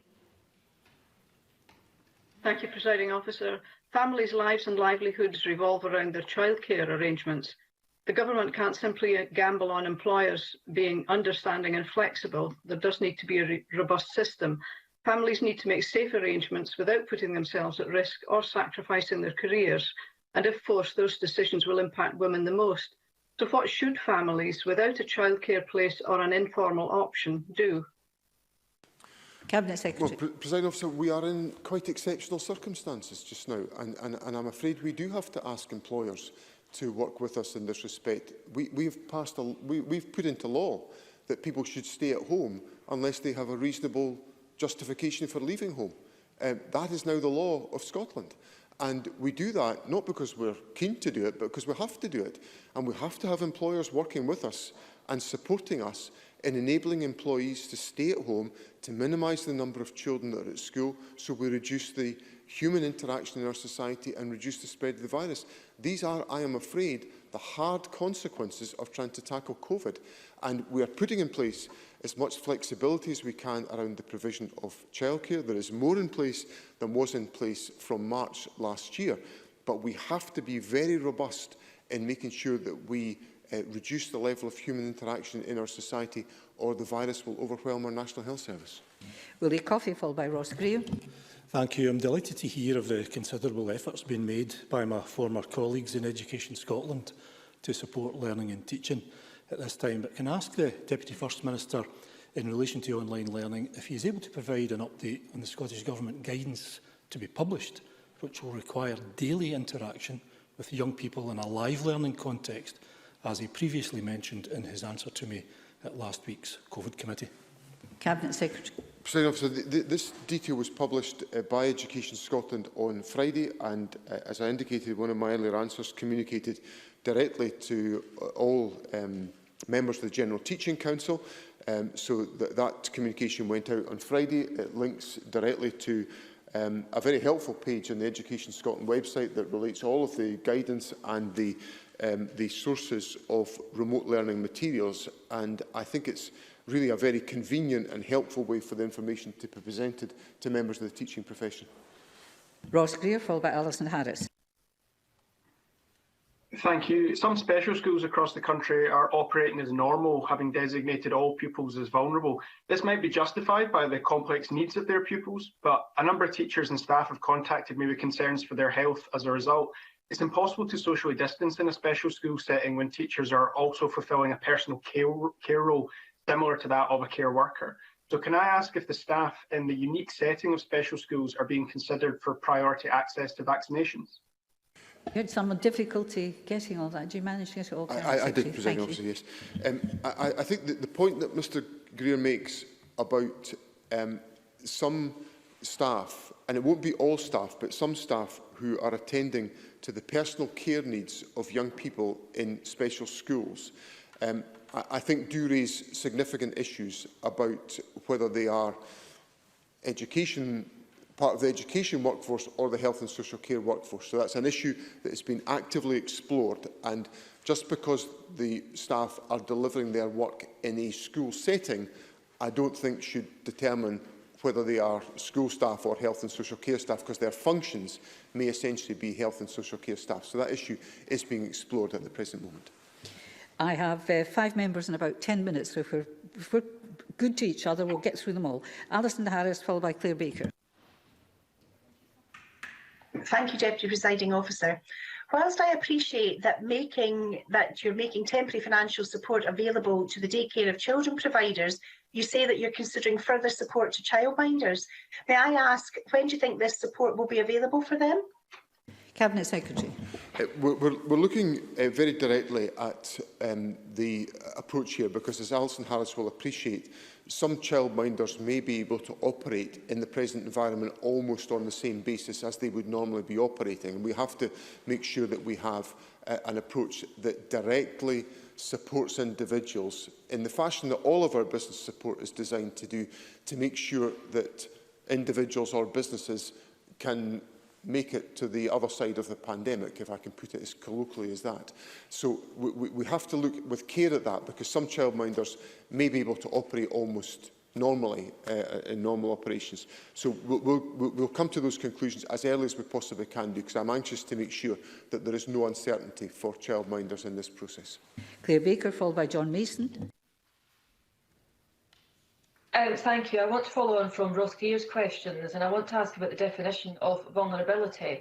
The first lockdown operated a hub model with restricted attendance, but this time the guidance is resulting in the widespread reopening of ASN and DAS settings, and I believe that's putting staff and pupils at an increased risk.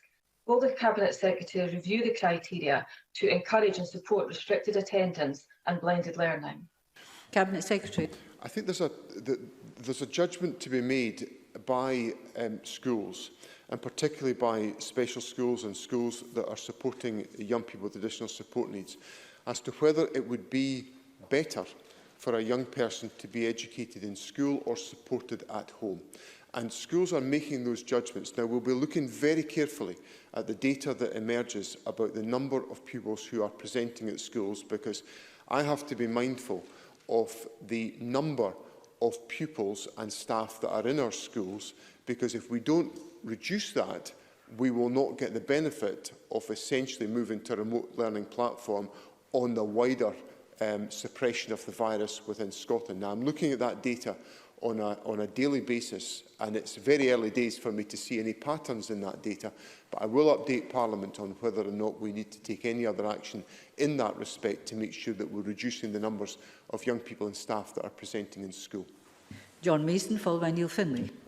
Thank you. There seem to have been problems in England with the free school meal parcels that children have been getting if they're not at the school building, and there's been an apology from the supplier. Can the Deputy First Minister assure us that low-income families in Scotland are getting sufficient nutritious food? Cabinet Secretary.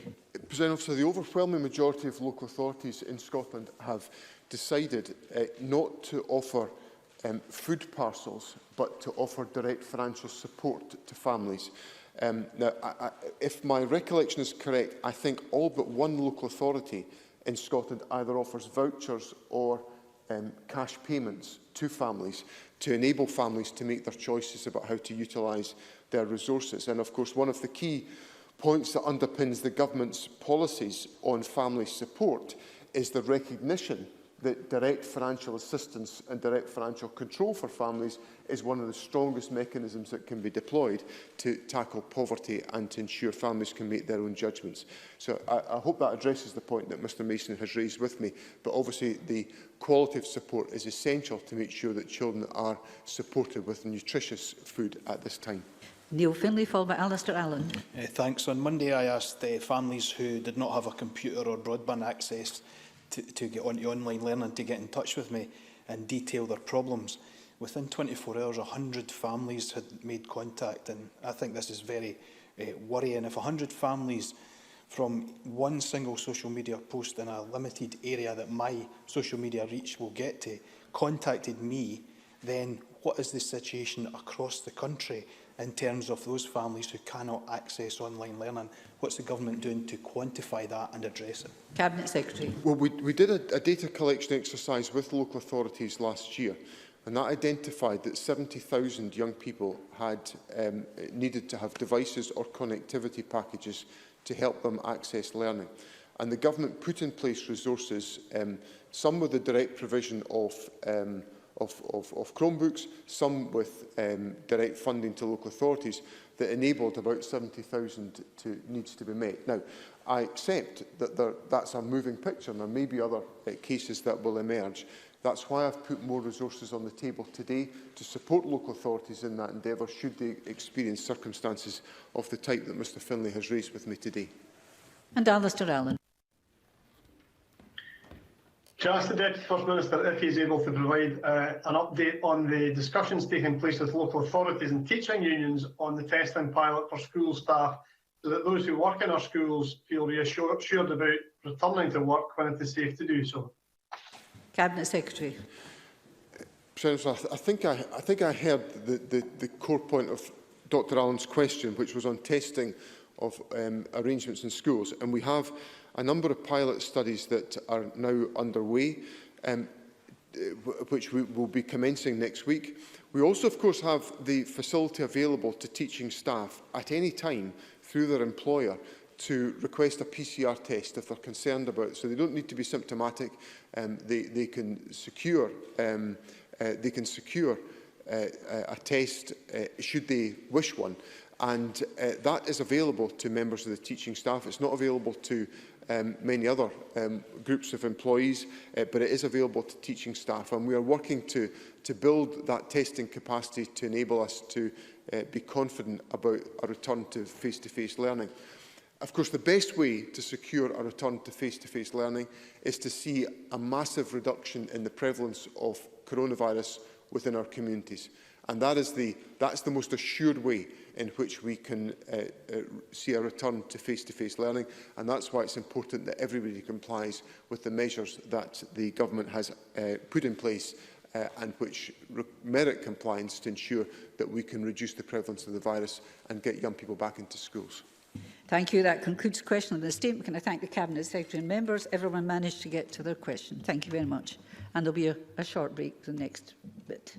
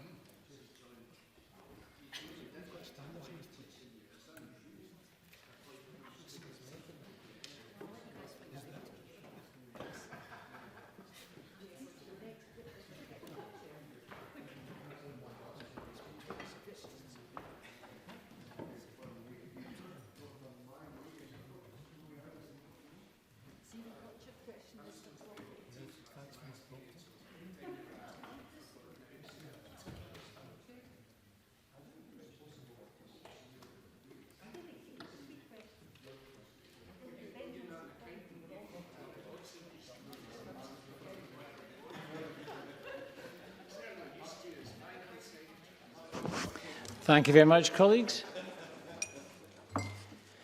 We're now going to turn to First Minister's questions. Before we take questions, I believe the First Minister would like to update Parliament with a short statement. First Minister. Presiding Officer, thank you. I do want to update the Chamber on the current position in relation to COVID, and I must stress at the outset that the situation we face in relation to the virus remains very precarious and extremely serious. Therefore, in order to maximise our chances of effectively suppressing the virus, I will set out today some further tightening of the lockdown restrictions. Firstly, though, I'll give a brief summary of today's statistics. The total number of positive cases reported yesterday was 1,949. That represents 10.2% of all tests carried out and takes the total number of cases now to 155,372. I can also confirm that as of yesterday, 191,965 people had received their first dose of vaccine. 1,794 people are now in hospital with COVID, which is 77 more than yesterday. And I can tell the Chamber that 1,005 patients were admitted to hospital in the week up to 7th January alone, and that compares to 851 in the last week of December. 134 people are currently in intensive care, which is one more than yesterday. All of these figures, of course, underline the severity of the pressure on the National Health Service and the fact that it is increasing. I'm also very sad to report that in the past 24 hours, a further 79 deaths have been registered of patients who first tested positive in the previous 28 days, and the total number of deaths under that measurement is now 5,102. National Records of Scotland has also just published its weekly update. This includes cases where COVID is a suspected or contributory cause of death, even if it has not been confirmed through a test. Today's update shows that by Sunday, the total number of registered deaths linked to COVID under the wider definition was 7,074. 384 of those deaths were registered last week, and that is 197 more than in the previous week, and it is indeed the highest weekly figure we have recorded since May. Some of the increase last week, of course, may be down to people registering deaths last week that had occurred over the Christmas and New Year period. But even so, this figure is heartbreakingly high, and it reminds us again of the grief that this virus continues to cause. And yet again, I send my condolences to all those who have lost a loved one. Presiding Officer, just a little while ago, the Cabinet Secretary for Health made a detailed statement about our vaccination programme. As I give today's statement, which will inevitably focus on the sacrifices we are asking of people, it is worth highlighting some of the key points that she made. We have already vaccinated more than 80% of care home residents in Scotland and more than half of frontline health and social care workers. The vaccination of those over the age of 80 is underway and gathering speed. First doses for the over 80s will be completed by the start of February, and everyone aged over 70 will have been offered vaccination by mid-February. It is our aim to vaccinate everyone over 65 and also those with extreme clinical vulnerability by the end of February. This means that by the start of March, 1.4 million people will have received at least the first dose of the vaccine. To support this, more than 1,100 vaccination centres are already operational. That number will increase with mass centres opening too as supplies increase. All of this is positive. Vaccination offers us a route back to a more normal life and does give us real hope for the future. But for now, of course, we are in a race against the virus. To win the race, we must complete the vaccination programme as quickly as possible, and that is what we will do. But we must also slow down the virus. Today's numbers demonstrate again why that is so necessary. In early December, we were recording approximately 100 new cases of COVID every week for every 100,000 people. That figure since then has almost trebled. And that's, of course, mainly because the new variant, which is much easier to transmit, is spreading rapidly. The new variant now makes up around 60% of new cases and is making it far more difficult to get the R number back below 1 without severe restrictions. Of course, we now have severe restrictions in place, and while it is still very early days, there are some signs that lockdown may be starting to have an effect. The rapid increase in cases that we saw around the turn of the year appears to have slowed down and begun to stabilise. That is good news, but at this stage it can give us no room for complacency. It is still too soon to be entirely confident that the situation is stabilising, and of course, even if it is, this will only be because of lockdown. It is not, unfortunately, an indication that it is safe to ease it yet in any way.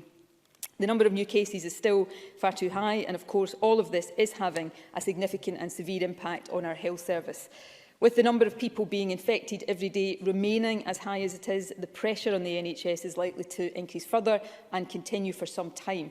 And of course, as I reported a few moments ago, last week saw the highest number of registered deaths from COVID since early May. So we must continue to do everything possible to reduce case numbers. This is essential to relieve the pressure on the NHS, but also to save lives.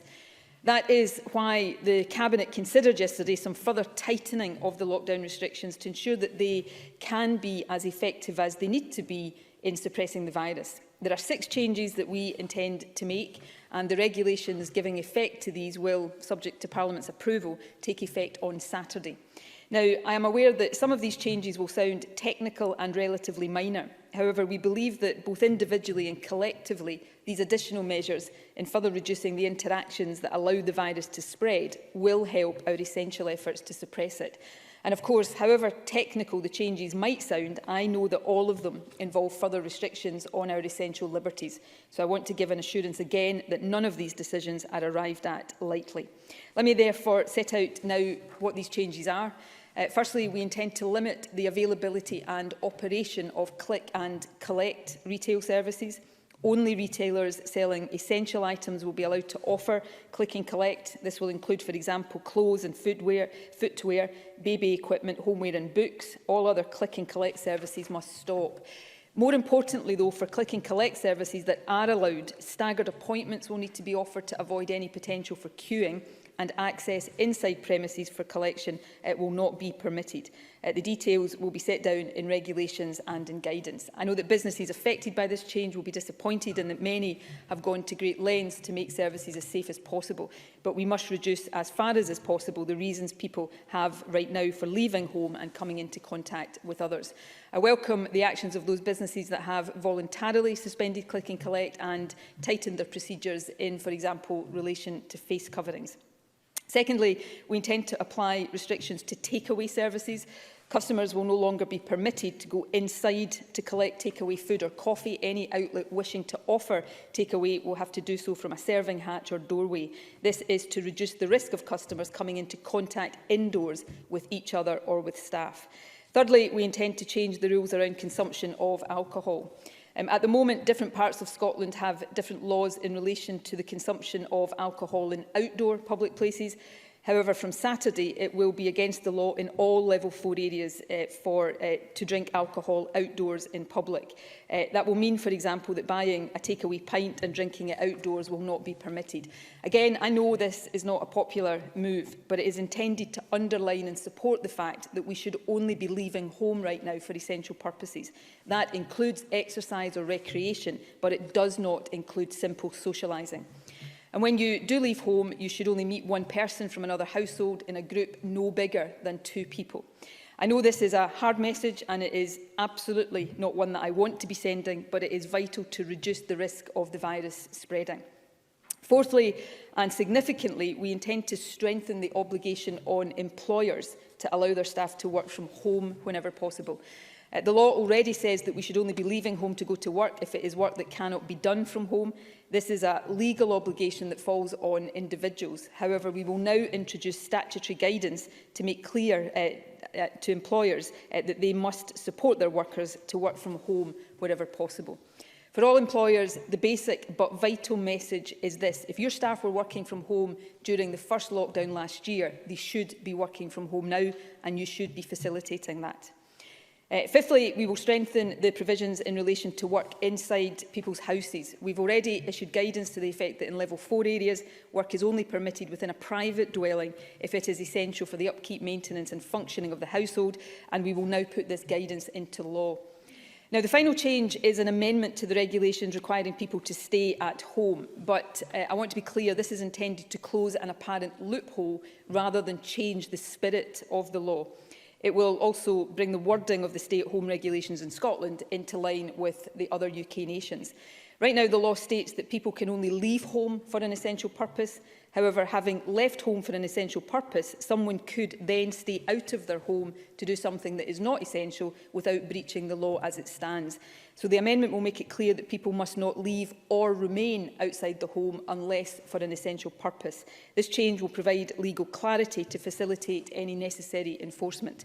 But I want to be clear that it doesn't change the range of essential purposes that currently enable people to leave their house, nor does it, for example, put any time limit on how long you can be outdoors for essential exercise. But it does mean that if the police challenge you for being out of the house doing something that is not essential, it will not be a defence to say that you initially left to do something that was. Presiding Officer, I know that none of this makes for enjoyable listening. If it's any comfort, though I don't expect it will be, it gives me no pleasure to be talking about further restrictions on businesses and on our individual freedoms to come and go as we please. But please know that we would not be doing any of this if we did not believe it essential to get and keep this potentially deadly virus under control. Case numbers are still so high and the new variant is so infectious that we must be as tough and as effective as we possibly can be to stop it spreading. That does mean taking further steps to stop people from meeting and interacting indoors and also outdoors. Today's measures will help us to achieve that. They are a regrettable but necessary means to an end.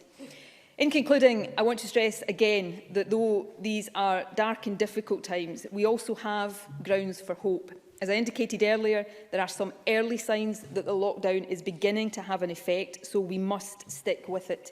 In addition, vaccination is already protecting a lot of the people who are most vulnerable to the virus, and it will protect many more in the weeks and months ahead. And finally, however hopeless this situation makes all of us feel at times, the fact is none of us are powerless in the face of this virus. We can't guarantee we won't get it or pass it on. It is, after all, highly infectious. But we can all behave in a way that significantly reduces our risk of getting it or passing it on. So please continue to do that. And I want to stress this point. Please stick to the spirit and not just to the letter of these rules. Don't think in terms of the maximum interactions you can have without breaking the rules. Please think instead about how you minimise your interactions to the bare essentials to remove as many opportunities as possible for the virus to spread. And in everything you do, assume that the virus is there with you, that either you have it or any person you're in contact with has it, and act then in a way that prevents it passing between you. All of this means staying at home except for genuinely essential purposes, and that includes working from home whenever possible. Except for essential purposes, do not have people from other households in your house and do not go into theirs. And please follow the facts advice at all times when you are out and about. All of this is how we keep ourselves and our loved ones safe, and it is how we keep the virus under control until the vaccines get to do their work. So at this critical and dangerous moment, please stay home, protect the NHS, save lives. Thank you. Thank you very much, First Minister. The First Minister will now take questions. I would encourage all members who wish to ask a question to press their request to speak buttons, and I call Ruth Davidson. Thank you, Presiding Officer, and I thank the First Minister for advance notice of her statement. The announcement of new restrictions today to both takeaway and click and collect services, while understandable, will be a further disappointment to businesses. Business groups have said that the evidence for this decision has not yet been made plain to them, and for many these restrictions were unexpected only a week ago. They thought that their services would continue and in many cases had invested heavily to make their premises safe to keep trading. I am pleased that the First Minister says there will be funding made available at some point, but is there not a case for extra compensation for businesses who were told by this government what to do to become COVID compliant, spent money making all of the changes that ministers required of them, and are now being told that they have to adapt again? First Minister. These are all reasonable points. On the question of evidence, we will publish probably just about now an evidence paper, an update of the one we published last week to put into the public domain for scrutiny by members of Parliament and also by the wider public, the state of the epidemic, the evidence underpinning the decisions we are making.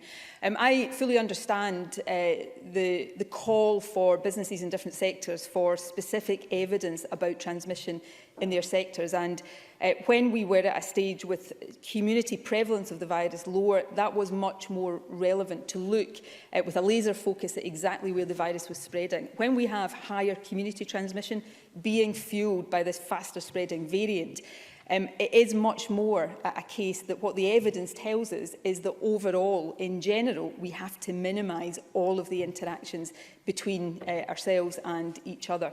Now, lockdown, as was announced last week, has, I think, substantially done that, and we have data that suggests that traffic volumes have fallen, that people's contacts have fallen, but we do know, anecdotally as well as from other areas, that there are some parts of the economy and some aspects of individual behaviour where understandably people are still coming together in a way against a faster transmitting variant of the virus risks continued spread, and that's why we've set out these further tightenings today. In Click and Collect, for example, I know many businesses have already decided voluntarily to suspend. We are not taking away it altogether, but we are putting in place more mitigations and greater restrictions, all for the end of suppressing the virus. Finally, Presiding Officer, on the issue of financial compensation, there is significant money available, much of it already with businesses, much more of it flowing to businesses over the course of this month. And the Finance Secretary recently set out additional payments for those in the hospitality and retail sectors, for example. We will continue to look on an ongoing basis at what, within our resources, we can do and where there are legitimate calls for more financial support. But I hope businesses, however difficult this is, will understand, as individuals do, that all of this is simply necessary and inescapable right now if we are not to see ourselves and our National Health Service overwhelmed by this virus and, unfortunately, many more people dying from it. Ruth Davidson. Thank you.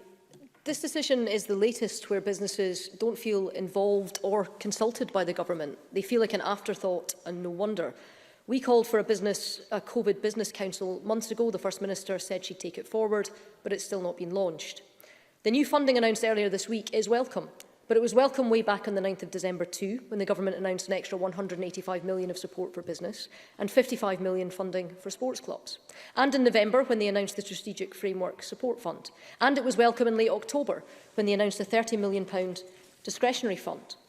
Of all of those funds, we've seen only evidence of £6 million reaching businesses. Will the First Minister agree to immediately publish how much of all of that funding has actually reached businesses? And will she tell us just now, has even a tenth of all of that funding been delivered months on? First Minister. We will publish figures as that information comes through. Local authorities are in the main administering this funding. But if you take the £715 million that has been allocated to business support since October, £600 million of that is already live. The vast majority of other funds go live this month. Payments are flowing to businesses, and at the end of this month, the businesses that are eligible for the additional top-up payments will receive those payments, but we will continue to publish figures as we proceed. On consultation with businesses, we discuss with businesses on an ongoing basis, with business organisations, with individual sectors, and I appreciate the desire for as much consultation as possible, and we will try to do that as far as we possibly can. But ultimately, right now, we face decisions that are inescapable. No amount of discussion and consultation takes us away from the sharp point that we have a rapidly spreading virus that, if we don't reduce and minimise interactions, will overwhelm us, overwhelm our National Health Service and lead to the deaths of many more people than would otherwise be the case.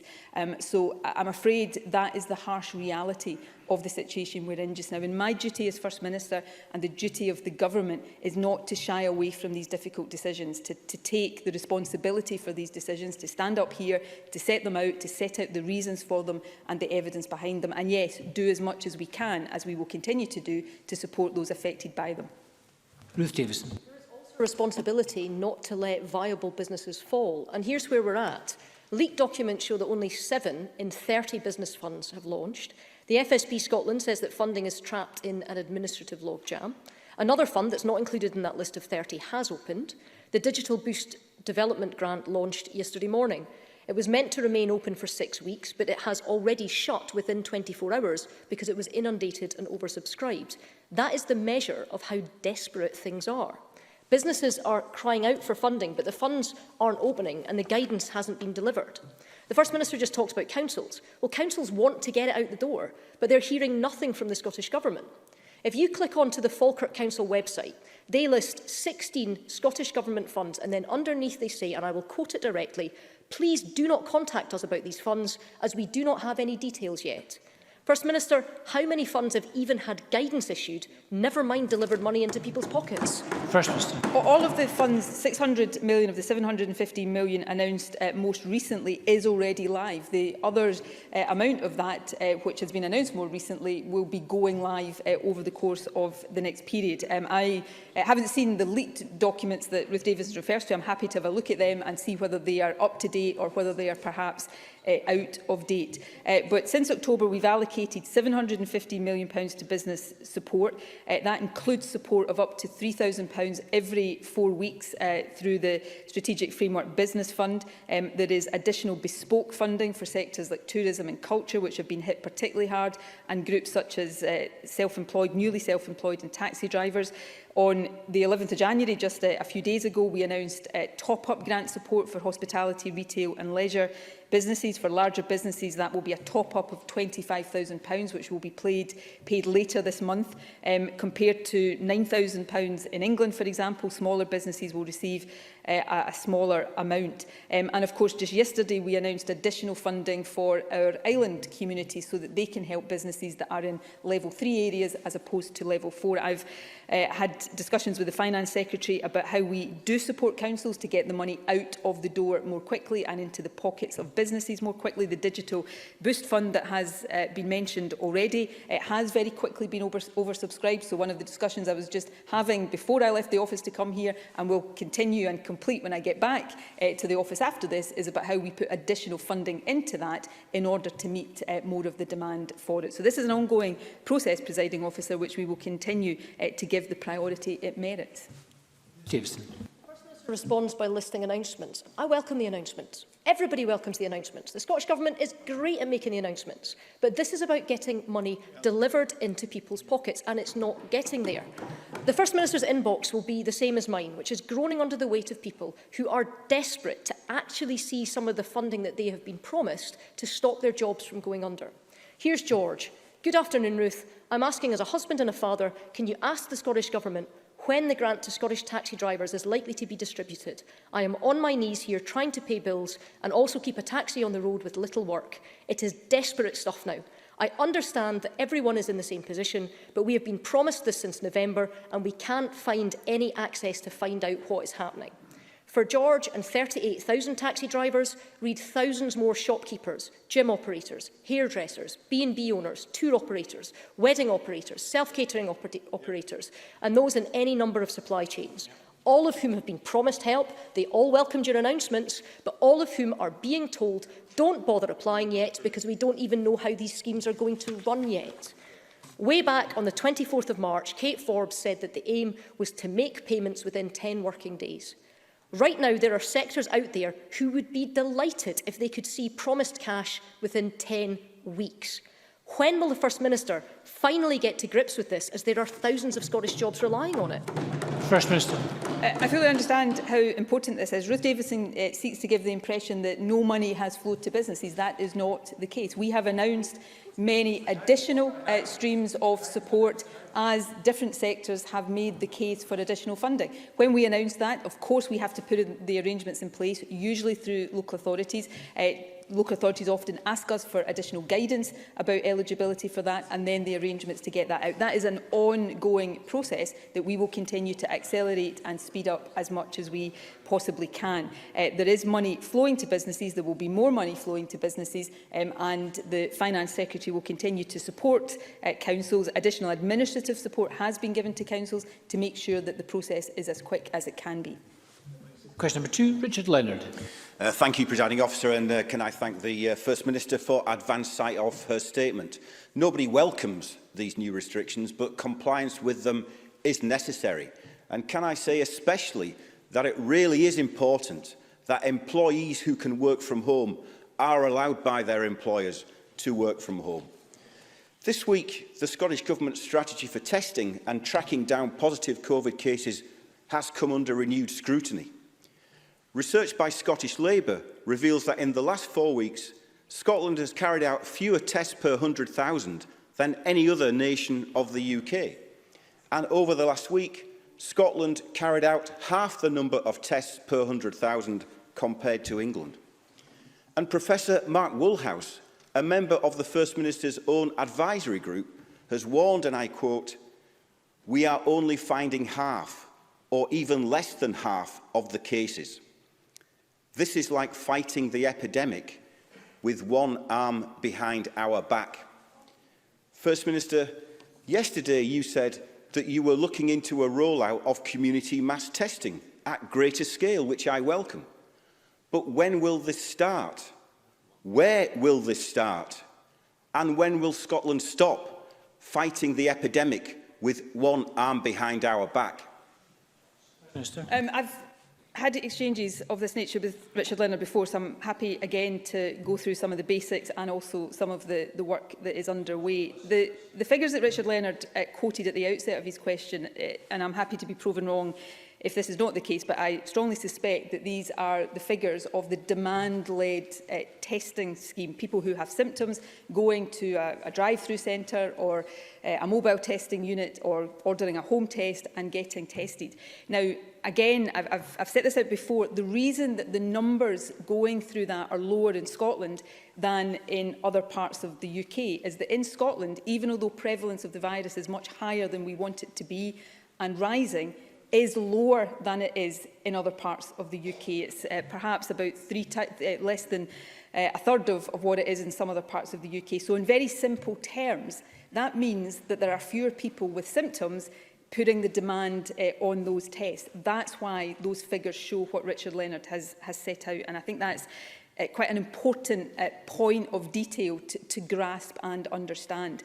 The point about Asymptomatic testing, because that is symptomatic testing. So people only go for it if they've got symptoms, and if your prevalence means fewer people have symptoms, fewer people will be accessing that testing. We're not just looking at the rollout of asymptomatic testing, we carried out pilots in a number of areas before Christmas. We are in the process of looking at plans from local authorities to roll them out on a bigger scale. We are looking at doing and rolling this out very quickly, asymptomatic testing to industrial sites to help with workforce containment as well. And we'll be setting out details of those plans very, very soon. So that is work in progress. We obviously couldn't do that significantly earlier because a lot of that relies on lateral flow testing technology that has only come on stream in sufficient volumes relatively recently. So all of that is work that is being done at pace. It is important work. And I come back to this point, and I don't want to send any message of complacency about this, because I could be standing here next week and it could be very different. But right now, prevalence of the virus, too high, increasing, not acceptable. But it is lower than England, Wales, and it certainly has been lower than Northern Ireland. And that suggests not that we're getting everything right, that perhaps we're not doing everything wrong, as Richard Leonard often stands up and says. Now, this is something that we never, ever can take our foot off the pedal on. We've got to run faster than this virus, and that is what we are determined to continue to try to do. Richard Leonard. Thank you. Well, the First Minister talks about running faster than the virus, but the figures are these. Positive case numbers have increased by 184% compared with the start of December, but we are only carrying out 7% more tests. So increasing testing is crucial. But to contain this new wave, we need to be effectively tracing contacts as well. Last time there was a spike in cases, we know that Test and Protect struggled to cope and reverted to using only SMS messages to trace contacts. Back then, the First Minister said her government will, and I quote her, seek to improve the system with more phone calls and fewer people receiving only texts. But according to Public Health Scotland, they say once again, and I quote them, over the past few weeks, contact tracing of contacts has been primarily focused on SMS messages. Is the First Minister satisfied that a tracing system based on text messages is sufficient to ensure people understand what is required of them, and critically, how they can access support? And how confident is the First Minister that if mass testing is rolled out and cases rise, that the Test and Protect system will be able to cope? First Minister. Test and Protect system is not just coping, it is doing extremely well, and that's not a tribute to government, that's a tribute to those across the country who are working really hard to ensure that that is the case. And it has coped throughout the pandemic. Yes, at times of higher transmission, the pressure on it is greater, but it is a well-functioning system that is coping. It uses, for contact tracing, a mixture of telephone calls and SMS. The priority is to get to contacts as quickly as possible. And from the figures that are published on a weekly basis by Public Health Scotland, the proportion of contacts successfully traced within the target period of time is high, and would show, certainly the last time I looked at this, Test and Protect in Scotland performing better in many of these metrics than similar systems elsewhere. Now, again, we're not complacent about any of that. We continue to work hard to ensure that the systems in place are commensurate to the scale of the challenge, and that will continue to be the case. Of course, we also have a system whereby local authorities do outreach calls to people, particularly those in vulnerable low-income groups who have been asked to self-isolate, to make sure that they understand what is required of them and that they are accessing any support that they need. So this is a system with many different layers to it. We continue to look at how we can strengthen and enhance all of these systems, but I think it is to the great credit of those working in our Test and Protect system that it continues to operate as well as it does. Richard Leonard. Thanks, Presiding Officer. Well, the First Minister talks about people accessing support, but we know that less than a third of applications for self-isolation support grants are approved. This is money that the government assured the people of Scotland was there to help them in their hour of need. But more than that, this failure is damaging Scotland's efforts to tackle the virus. I know that the government has revised the support grant scheme, but council leaders that I have spoken to say that the government's criteria are still too restrictive, that they are based on eligibility for particular benefits.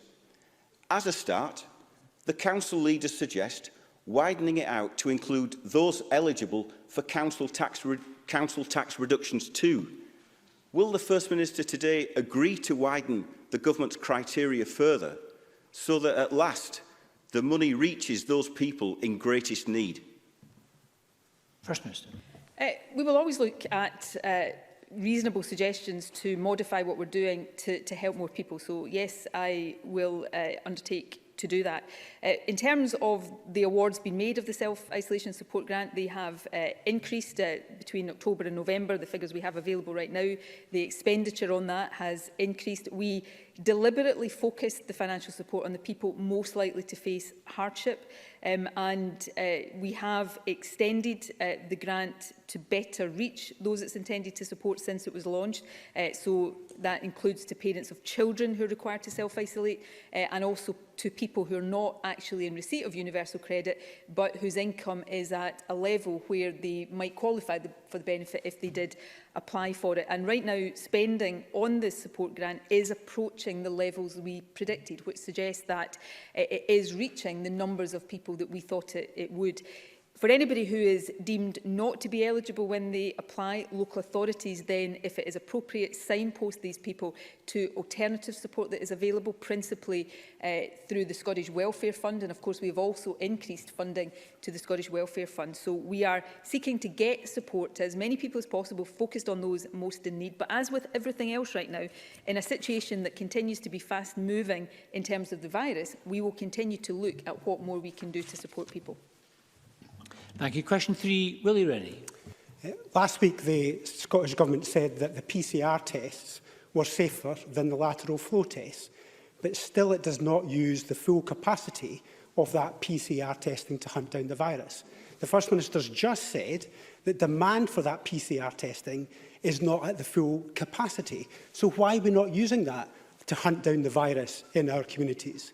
And if half the people who have the virus don't know they've got it, why isn't the Scottish Government using that capacity to find them? That should be the priority for the Government. First Minister. Okay, PCR tests are not safer than lateral flow tests. They are more sensitive and more specific, and I think that's not a pedantic point. That's really important. Secondly, PCR testing is the route we use for symptomatic testing, and it's important, particularly when transmission is rising, that we ensure the capacity is there to test everybody who comes forward with symptoms, and that is what happened. Turnaround times for testing through that system now are, at the moment, I'm touching wood here, extremely good. And we also use PCR testing for some of the routine testing we are doing in care homes, for care home staff, for example, and in some groups of NHS staff. The reason for wider mass testing of asymptomatic people, that we think it is better to use lateral flow testing, is, and this is apart from the sensitivity and how specific they are, this is the other big difference between PCR and lateral flow testing, is the speed of results. So with PCR testing, even with the quick turnaround times, it takes time to get the results. With lateral flow testing, we can give people results much, much quicker. And for people with who don't have symptoms, that is the preferable way of trying to get that mass testing to people. So we are not using capacity. We are seeking to use the different capacities and the different technologies we have in the most effective way to overall collectively keep the virus under control through testing. Testing, of course, important though it is only one aspect of the strategy that we have to deploy against it. Willie Rennie. The First Minister's just said she's not using all the capacity. What kind of contortion is that? The reality is that there's 65,000 tests available, and she's at best only using half of them. Just like on business grants, the government is great at making announcements on testing, but very poor on the actual delivery. And when our hospitals are bursting at the seams, we should be using the gold-plated tests, the gold standard tests, to hunt down the people in our community who've got this virus because they don't know it. That is the best way to stop the spread. Now, I've made positive suggestions for weeks on end in this chamber, and the First Minister has repeatedly pooh-poohed them, and still we find out they're not using the capacity that's available. So let me make another positive suggestion today, and I hope the First Minister is able to act on this. Mobile PCR testing units at supermarkets, Royal Mail sorting offices, police stations, schools, to test the people on the front line of the pandemic with the best test that we've got available for them. Will she agree to that, or is she just going to stick in this rut that she's got herself into? First Minister. Yeah, of course, Scotland's the only country that's currently tackling this pandemic. We're not in a rut. We're in the face of a global pandemic that we are seeking to lead the country through. I'm not going to commit to all of that, no, because there are very good reasons why it wouldn't be sensible to do that. The kind of places Richard Leonard talks about are exactly the kind of places we are going to seek to do lateral flow testing through the kind of sites that we piloted before Christmas. With PCR testing, we do use it for routine, ongoing, asymptomatic testing of certain groups. But the reason we would be making a mistake if we tried to use all of our capacity for PCR testing for asymptomatic mass testing is that then it's not available if we see the rates of symptomatic testing requiring that to be used. So we have to balance all of the different capacities we have for testing in a sensible way, in the way that other countries do as well. So I know these things are complicated, but there are reasons why the way we do things, while not perfect and absolutely not beyond being improved where that is required, there are reasons why we use testing in the particular ways that we do. Thank you very much. Question 4, Patrick Harvie. Thank you, Presiding Officer. As we pass another tragic milestone in the number of deaths from this virus, our thoughts are with everyone who has lost someone close to them. We all need to continue to take this crisis seriously, but instead of debating exactly how long people are allowed to sit on a park bench, we should be supporting people to do the right thing, which they overwhelmingly want to do. For months, the Scottish Greens have been warning that many people simply cannot self-isolate safely. And it's not just because of income, but because of things like physical space, the risk of losing their jobs, caring responsibilities, and more. Way back in May, the First Minister seemed to agree with us that we should be providing hotel accommodation for people who need it. By November, she couldn't say if that had happened or not, and now we know that most applications for the self-isolation grant are being turned down. Isn't it clear that both the Scottish and UK governments need to take a far more proactive approach to supporting people to self-isolate, as the Greens have proposed and as other countries have already done, if we want this critically important part of our COVID response to be effective? First Minister. I think these points are important. I've already covered some of them in response to Richard Leonard. We have eligibility criteria for the support grant. We have already extended those. We will look at extending those further. Where people do not meet those criteria, then they will be signposted to other support. And the outreach service that local authorities can offer other support, and we will discuss with local authorities whether they feel there is right now a demand coming through that for things like hotel accommodation, and we can certainly look again, as we did last year, at whether that should become part of the offer we make to people. So we will always look to see what more we can do. While it is really difficult for people in any circumstances to be asked to self-isolate, there certainly is not a suggestion that routinely people are not doing that. People, I think Patrick Harvie is right, are doing the right things. And while that is important, so too is giving people the advice about what they can and can't do through lockdown. I don't think it is right to dismiss that. Certainly my inbox heaves on a daily basis with people wanting that very practical advice. So we've got to support people in all of these different ways, and that's what we will continue to do. Patrick Harvie. I'm afraid I do still find it frustrating that we're being told this issue will be looked at again. I've lost count of the number of public health experts who've been raising this for months now, as we have, and saying that it needs to be much more proactive. And if we expect cases to remain high and continue to rise with the new variant, this needs to be in place already. The First Minister will also be aware of the pressure on students. They've been told that they shouldn't return to colleges and universities yet, and thanks to Green amendments to the Coronavirus Act, they have the legal right to cancel unneeded tenancies. But many private housing providers are putting barriers in the way of cancellation or forcing students to pay rent for accommodation they can't use. So does the First Minister agree that students being told not to return to campus should be entitled to a rent waiver for January and February? And what action is the government taking to ensure that landlords respect their right to freely terminate their lease if that's what they decide they need to do?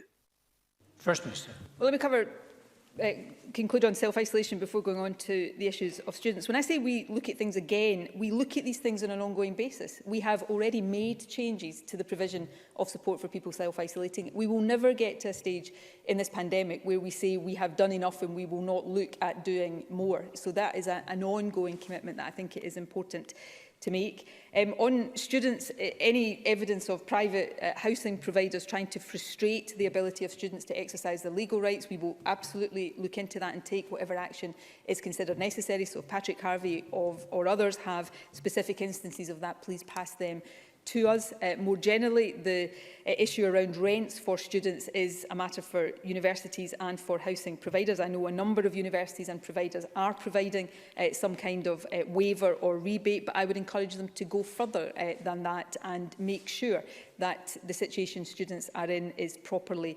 understood and properly responded to. And we will, through the Funding Council, continue to discuss with universities the extent to which the Scottish Government can help with that. But fundamentally, these are, in the first instance, the responsibilities of universities and the providers of housing to address. Thank you. Question number 5, Shona Robison.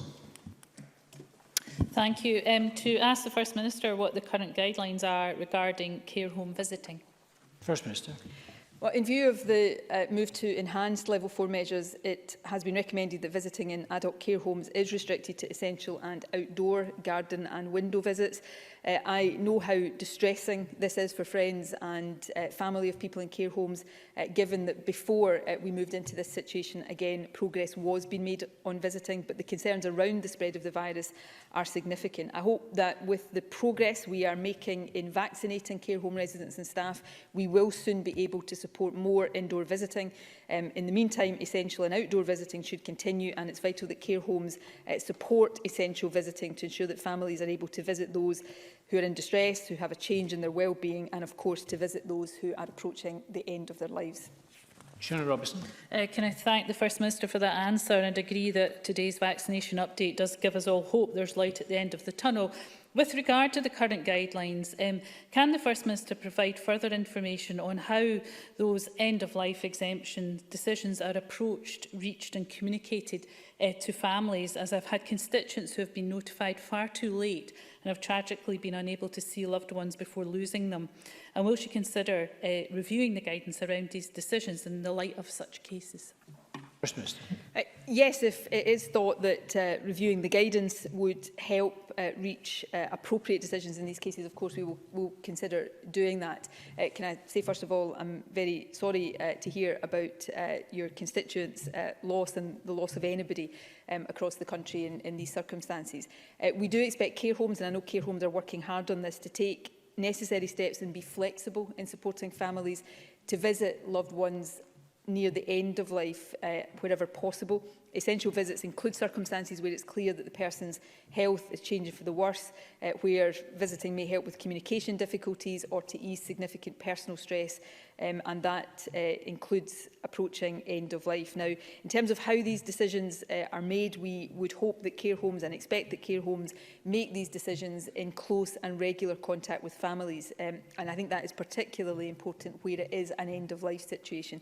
But we will, of course, continue to reflect on how and to what extent we can make this an easier or a less horrendously difficult process by providing amended guidance. Question 6, Rachael Hamilton.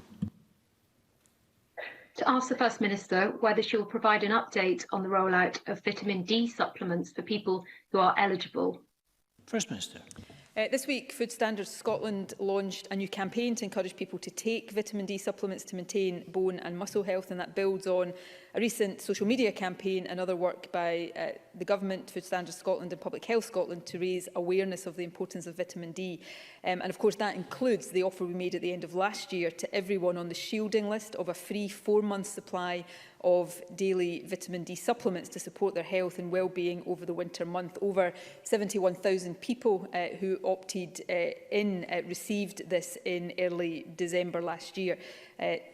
Supplies were sent out in late November, and I understand that this is now complete. The offer included residents in care homes and those in prisons who will receive their supply through individualised discussions and prescriptions where that is of benefit. Rachael Hamilton. I thank the First Minister for that answer. Presiding Officer, vitamin D deficiency is a national issue in Scotland, and we know that 75% of COVID deaths were in the 75+ age category, and the vitamin D deficiency is higher in this group of people. And lockdown has restricted exposure to daylight, and not all people have access to good food sources. And there is a distinct need to improve immune health in these vulnerable groups. So I'm glad to hear that the First Minister is committed to the calls from campaigners to supply free vitamin D to care home residents. And I also would like to ask if she will consider her government funding vitamin D trials in Scotland to provide resource to gather the data on vitamin D deficiency to sort out the issue that we have with immune health in Scotland. First Minister. I'm sure there would be a willingness, there is a willingness to consider any proposals for trials. The government funds trials in a whole range of clinical and medical areas, and there is a well-established process for that to be done. And I would be very surprised if there hadn't been support for areas around vitamin D in the past. But yes, there is a process to allow that to happen. I think it is important that we raise awareness of the importance of vitamin D, particularly for people who are more vulnerable to the implications of vitamin D deficiency, which is why the campaigns I've spoken about are so important, particularly given the lockdown situations. And we will continue to look at how we can continue to support the availability of vitamin D. The 4 months free supply for those on the shielding list was important, and what I've said about care homes is also important. The final point I would make here, and I think particularly relevant for people in care homes, is that it is important that the provision is based on individual discussions, because there can be instances where vitamin D interacts with other medications people are on, so appropriate clinical advice is always vital. Thank you. Question 7, Rhoda. To ask the First Minister what analysis the Scottish Government has undertaken regarding whether the level of police enforcement of emergency COVID-19 regulations is appropriate and the impact this is having on compliance with restrictions. First Minister. Well, the Chief Constable has been very clear throughout the pandemic that the police will follow what he describes as the 4 E's approach: engage, explain, encourage, and then enforce only if that is necessary to protect public health. As part of our ongoing review of regulations, we regularly assess whether the powers given to Police Scotland are proportionate and fair, and in addition, an independent advisory group chaired by John Scott QC and reporting to the Scottish Police Authority provides scrutiny on the police's use of coronavirus powers. We know that most people and organisations are complying with measures. Polling data throughout the pandemic has also shown high levels of understanding and support for the restrictions, with high levels of self-reported compliance, and a high proportion of the public also report believing that the police are doing a good job. But we continue to review and monitor all of these things very closely. Rhoda Grant. The First Minister will be aware of scenes on social media at the weekend of police enforcement of COVID-19 restrictions, and while she may not be able to comment on the detail, I'm sure she'll agree with me that these scenes are damaging both for public perception and for officers' confidence. Policing by consent underpins the whole ethos of the service, and it must be protected. Restrictions are also more effective if the public cooperate rather than they are enforced. Officers are being asked to put themselves into situations that the rest of us are being told to avoid. It's clear that their workload has increased substantially with the new responsibilities and powers they hold. Can I ask what additional resources she's providing to the service to cope with the pandemic? And is she going to ensure that all officers are supplied with body-worn video cameras to provide an accurate account of interactions at this challenging time? First Minister. Well, on resources, we discuss on an ongoing basis with the police the resources they require to do the job that we are asking them to do at any given time, and their responsibilities are much greater at the moment for the reasons Rhoda Grant sets out. The use of body-worn cameras is, of course, also a matter for the Chief Constable, but that's part of the resourcing discussions that we will continue to have. If Rhoda Grant is referring to the scenes I think she is referring to, that many people will have seen on social media, I cannot comment in any detail on those because the matters arising from that video is sub judice, and that is the reason why I can't comment. But the Chief Constable addressed this particular issue when he joined me at the end of last week at one of the daily media updates, and one of the things he said was that the police in that incident were wearing body-worn cameras, so there will be footage of what actually happened there, but obviously that will be for use in any investigations. The other thing the Chief Constable said, which I want to reiterate and underline, is that I think all of us right now, and indeed at any time, but particularly right now, should just exercise a degree of caution in drawing firm conclusions from snippets of incidents that we see shared on social media. Often what we see will not necessarily be representative of the reality of the situation. And that's not a specific comment about this case, but it is a more general comment that may or may not apply there. But in terms of the police more generally, let me take the opportunity to thank them and the support staff for the work that they're doing, and give an assurance that we will continue to work with the Chief Constable and the Police Authority to support them in whatever ways we can. Thank you. We'll move now to open supplementaries. Bob Doris to be followed by Brian Whittle. Bob Doris.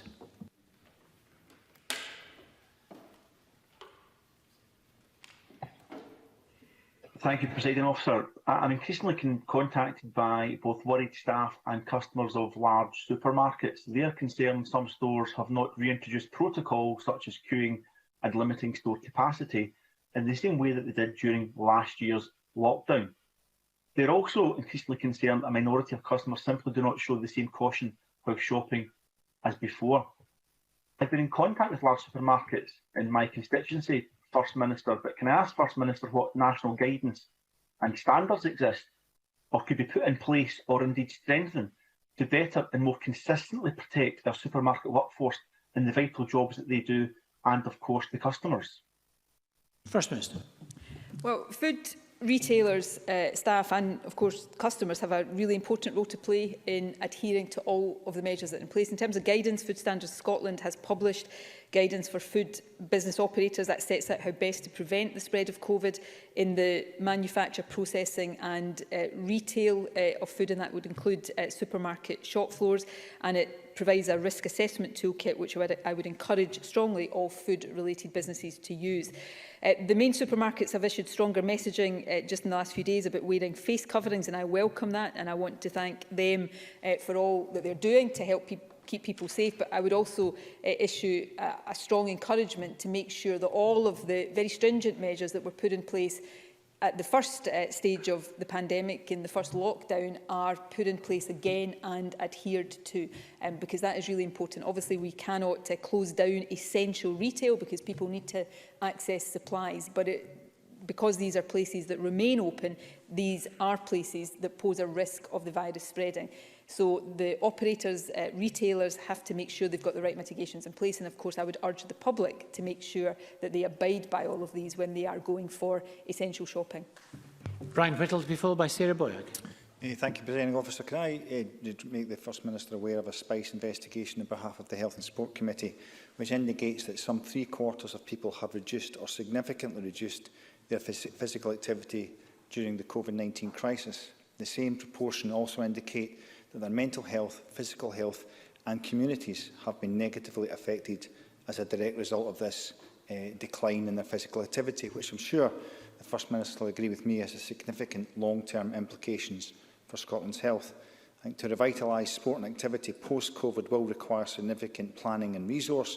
So can I ask the First Minister what the Scottish Government is doing to ensure that sport and activity is available post-COVID, and how will the Scottish Government encourage their restart and participation in these activities? First Minister. Well, we have relatively recently provided support to different sports and sporting organisations to protect the viability of sports clubs during the pandemic, and we are in and will continue to be in ongoing discussion about how they start up their activities again as we come out of this next wave, as we did coming out of the first wave, to get many activities restarted again, and that is important. I take the opportunity to ask all those who are still able to do elite sport to make sure that they are abiding by all of the restrictions and the spirit of them, as well as the letter of them. Physical activity more generally, these findings, which I've not seen in detail, but of course they are a concern. In the first lockdown, of course, we, at least for the first part of that, restricted people legally to going outside for physical exercise to once a day. We've not done that this time because I think it is really important that people can get outside, go for walks, cycle, runs, whatever they want to do outside. So I would encourage people to get outside, to get fresh air, to be physically active. It's good for physical health, and I think we all know it's good for mental health as well. But please, to make sure that they do that for exercise and not to allow that to seep into socialising that then provides opportunities for the virus to spread. But people should be getting outside for exercise for a whole variety of different reasons right now. Sarah Boyack, to be followed by Kenneth Gibson. Thank you, Presiding Officer.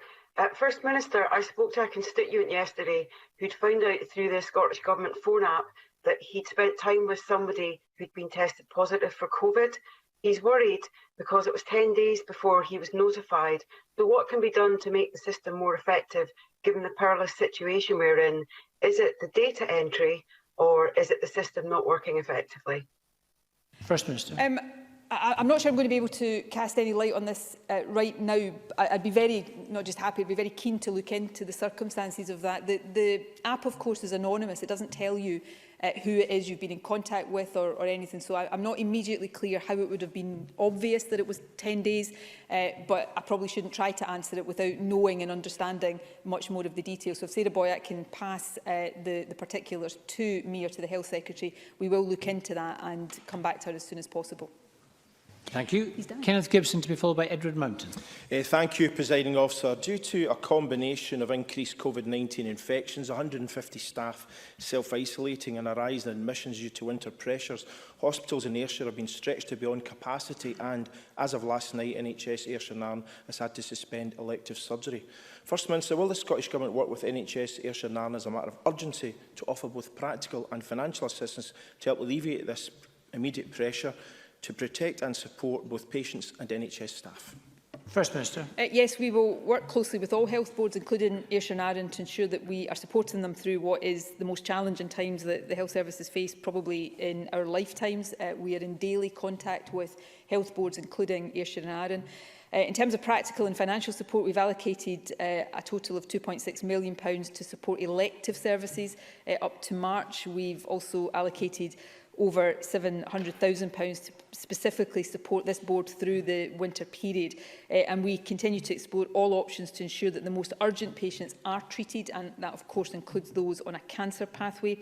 Ayrshire Nairn are specifically sending patients to the Golden Jubilee for cancer breast surgery and diagnostic testing. We will continue to support all boards to respond to these challenges as well as they can. But can I just finally say, we can all support the NHS to cope by staying at home and suppressing this virus. So every single one of us have a part to play in protecting the NHS right now. Edward Mountain, to be followed by Neil Findlay. Thank you, Presiding Officer. First Minister, I know a lot of joint work has gone into identifying the priority for vaccine delivery. Organ donation, which leads to a transplant, is one of the greatest gifts that can be given and indeed received. I've had constituents contact me who are currently on the transplant list but aren't prioritised for receipt of the COVID vaccine.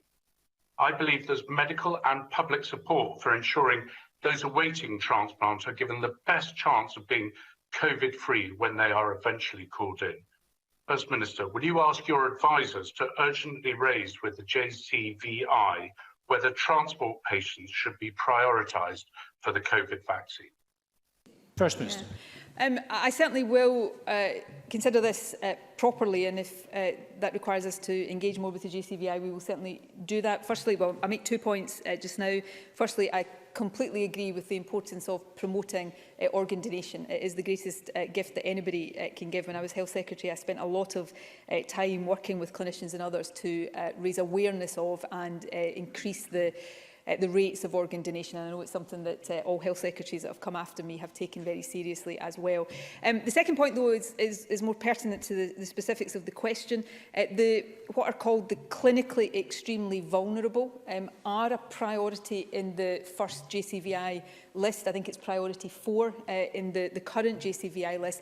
I, as a non-clinician, would expect that many, if not all, transplant patients would be included within that. But if I'm not correct about that, I will certainly, that's the point I will happily discuss with advisers and see whether we need to address that point in any other way. And I'll ask the Health Secretary to write to the member once we've had an opportunity to consider it.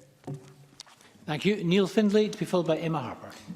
Families and members of this Parliament have tried for months to make progress on safe care home contact between residents and families, but there has been almost zero progress. So will the Government now bring forward emergency legislation similar to the Ontario model to respect and promote the rights of those receiving care, and legislate so identified family or friends can become essential caregivers? Because I believe that if the Government did come forward with such legislation, parties in Parliament would work very constructively to make that happen. First Minister.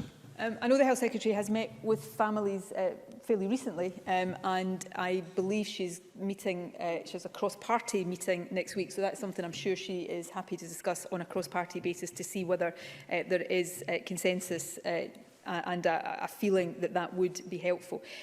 Progress was being made in reintroducing safe visiting before we got into the second wave requiring these additional restrictions. It is really regrettable that that has had to go back the way, and I made some comments about that earlier on. But given the risk, particularly with the new variant that is posed just now, it is really important that we prioritise the safety as far as we can of people within care homes. It's also why the residents of care homes have been the top priority for vaccination, and 80% of them already have had their first dose of the vaccine, and hopefully over the next period that will also play a part in allowing us to get back to safe indoor visiting.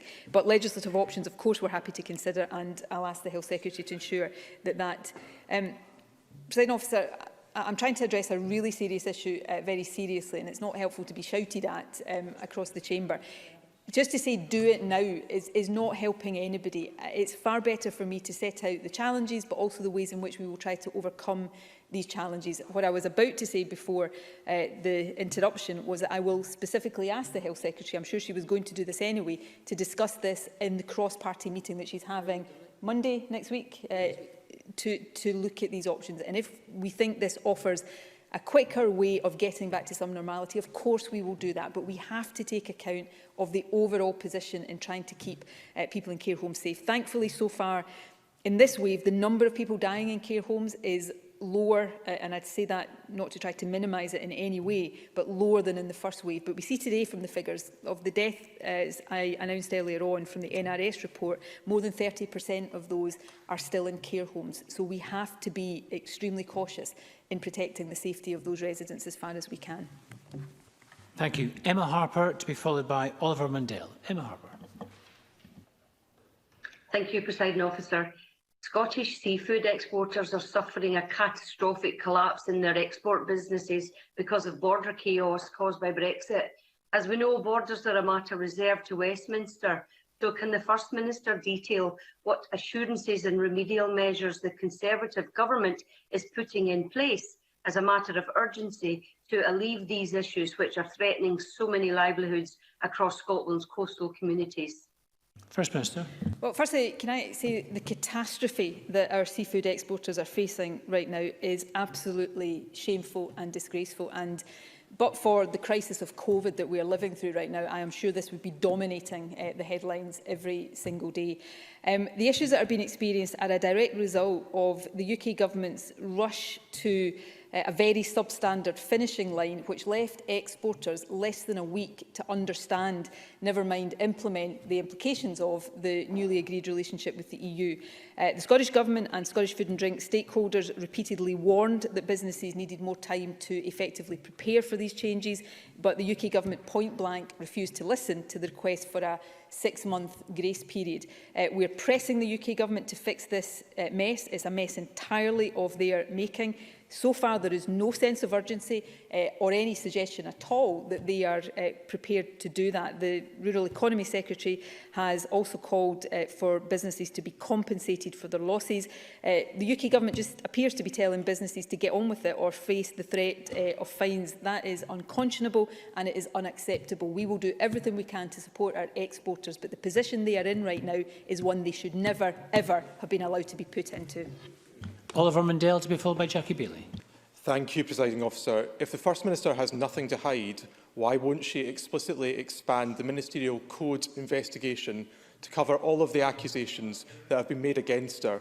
There is a big difference between saying that there are no limits on what James Hamilton can look at and explicitly asking him to examine specific possible breaches.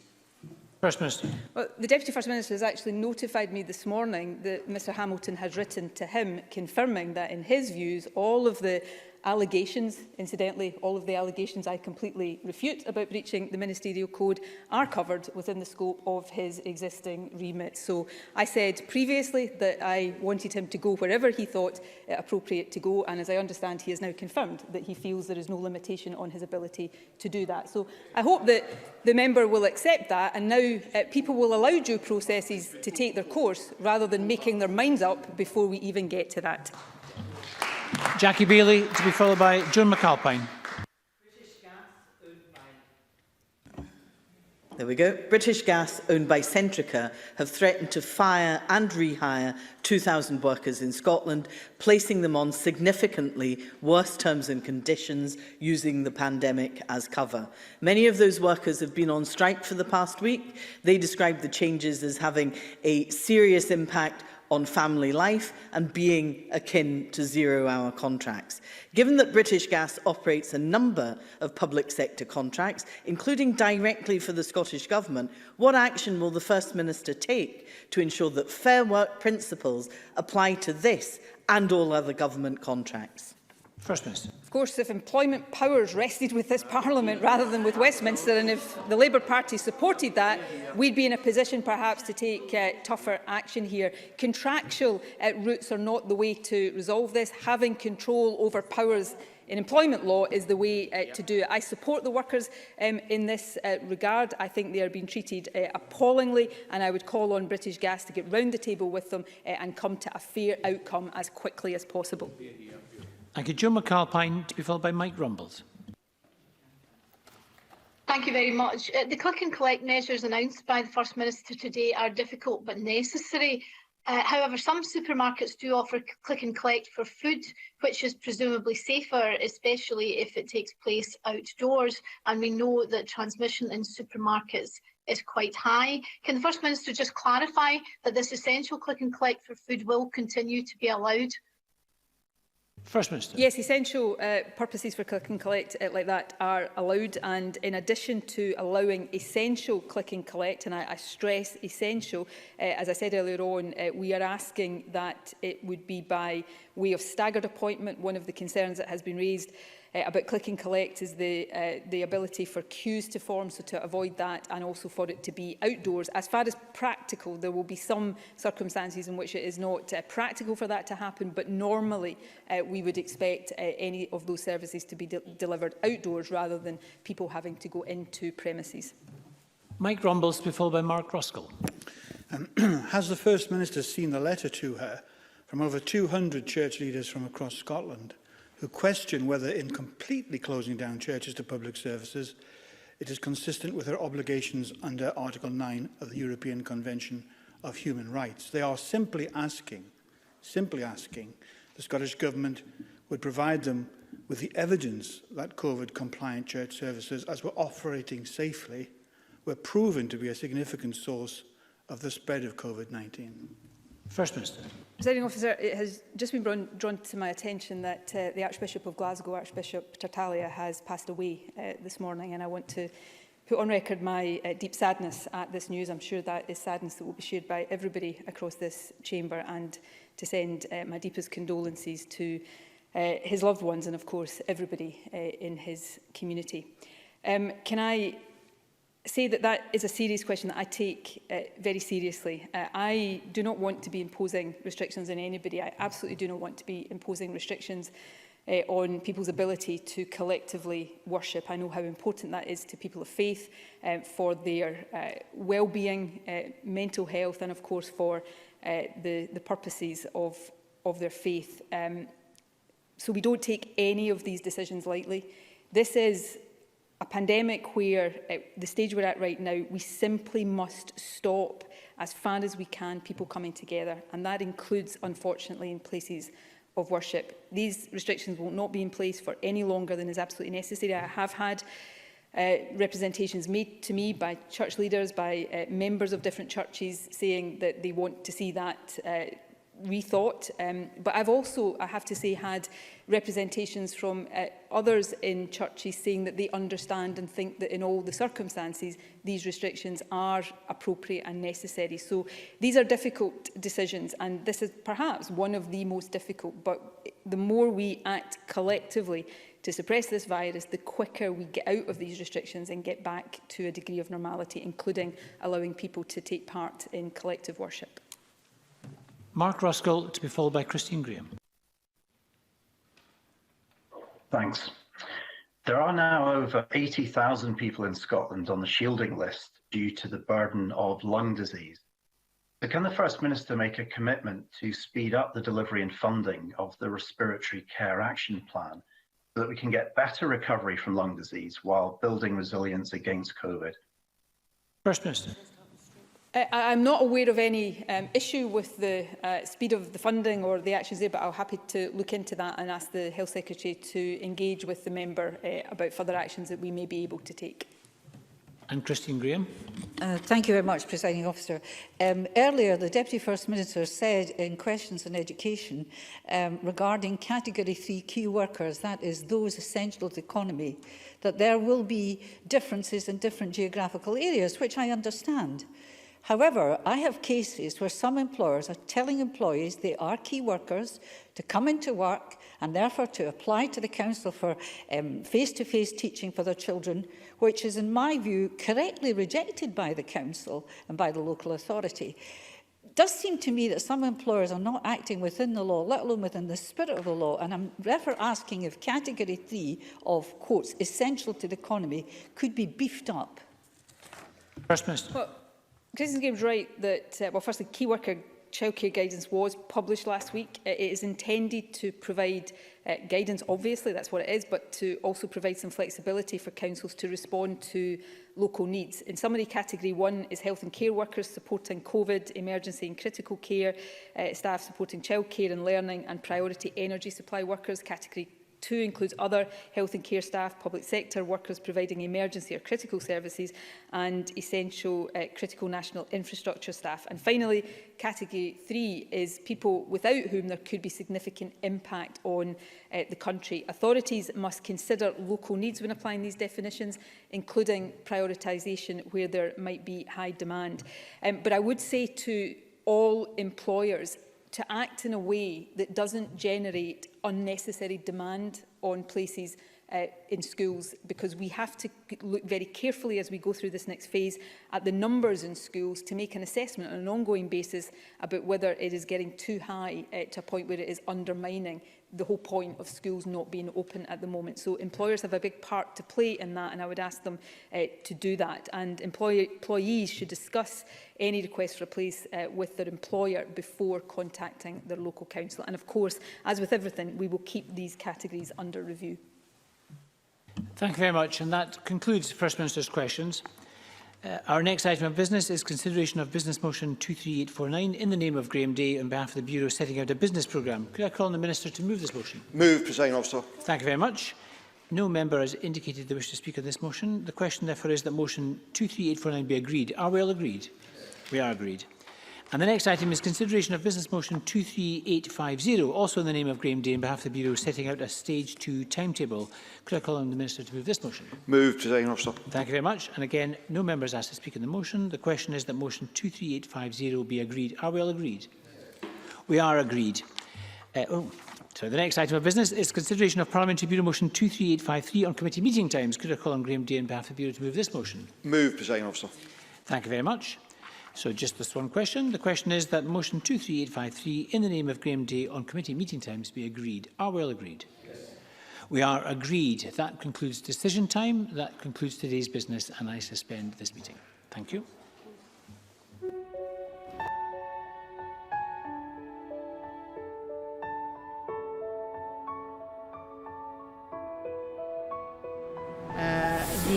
The Catalans, the Basques, the Galicians in the Basque.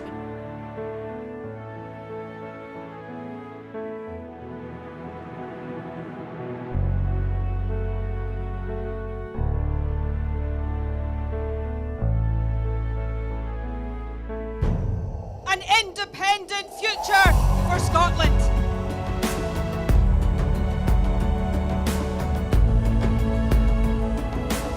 How quickly do you think a referendum can be arranged? Best practice demands that it should be 6 months.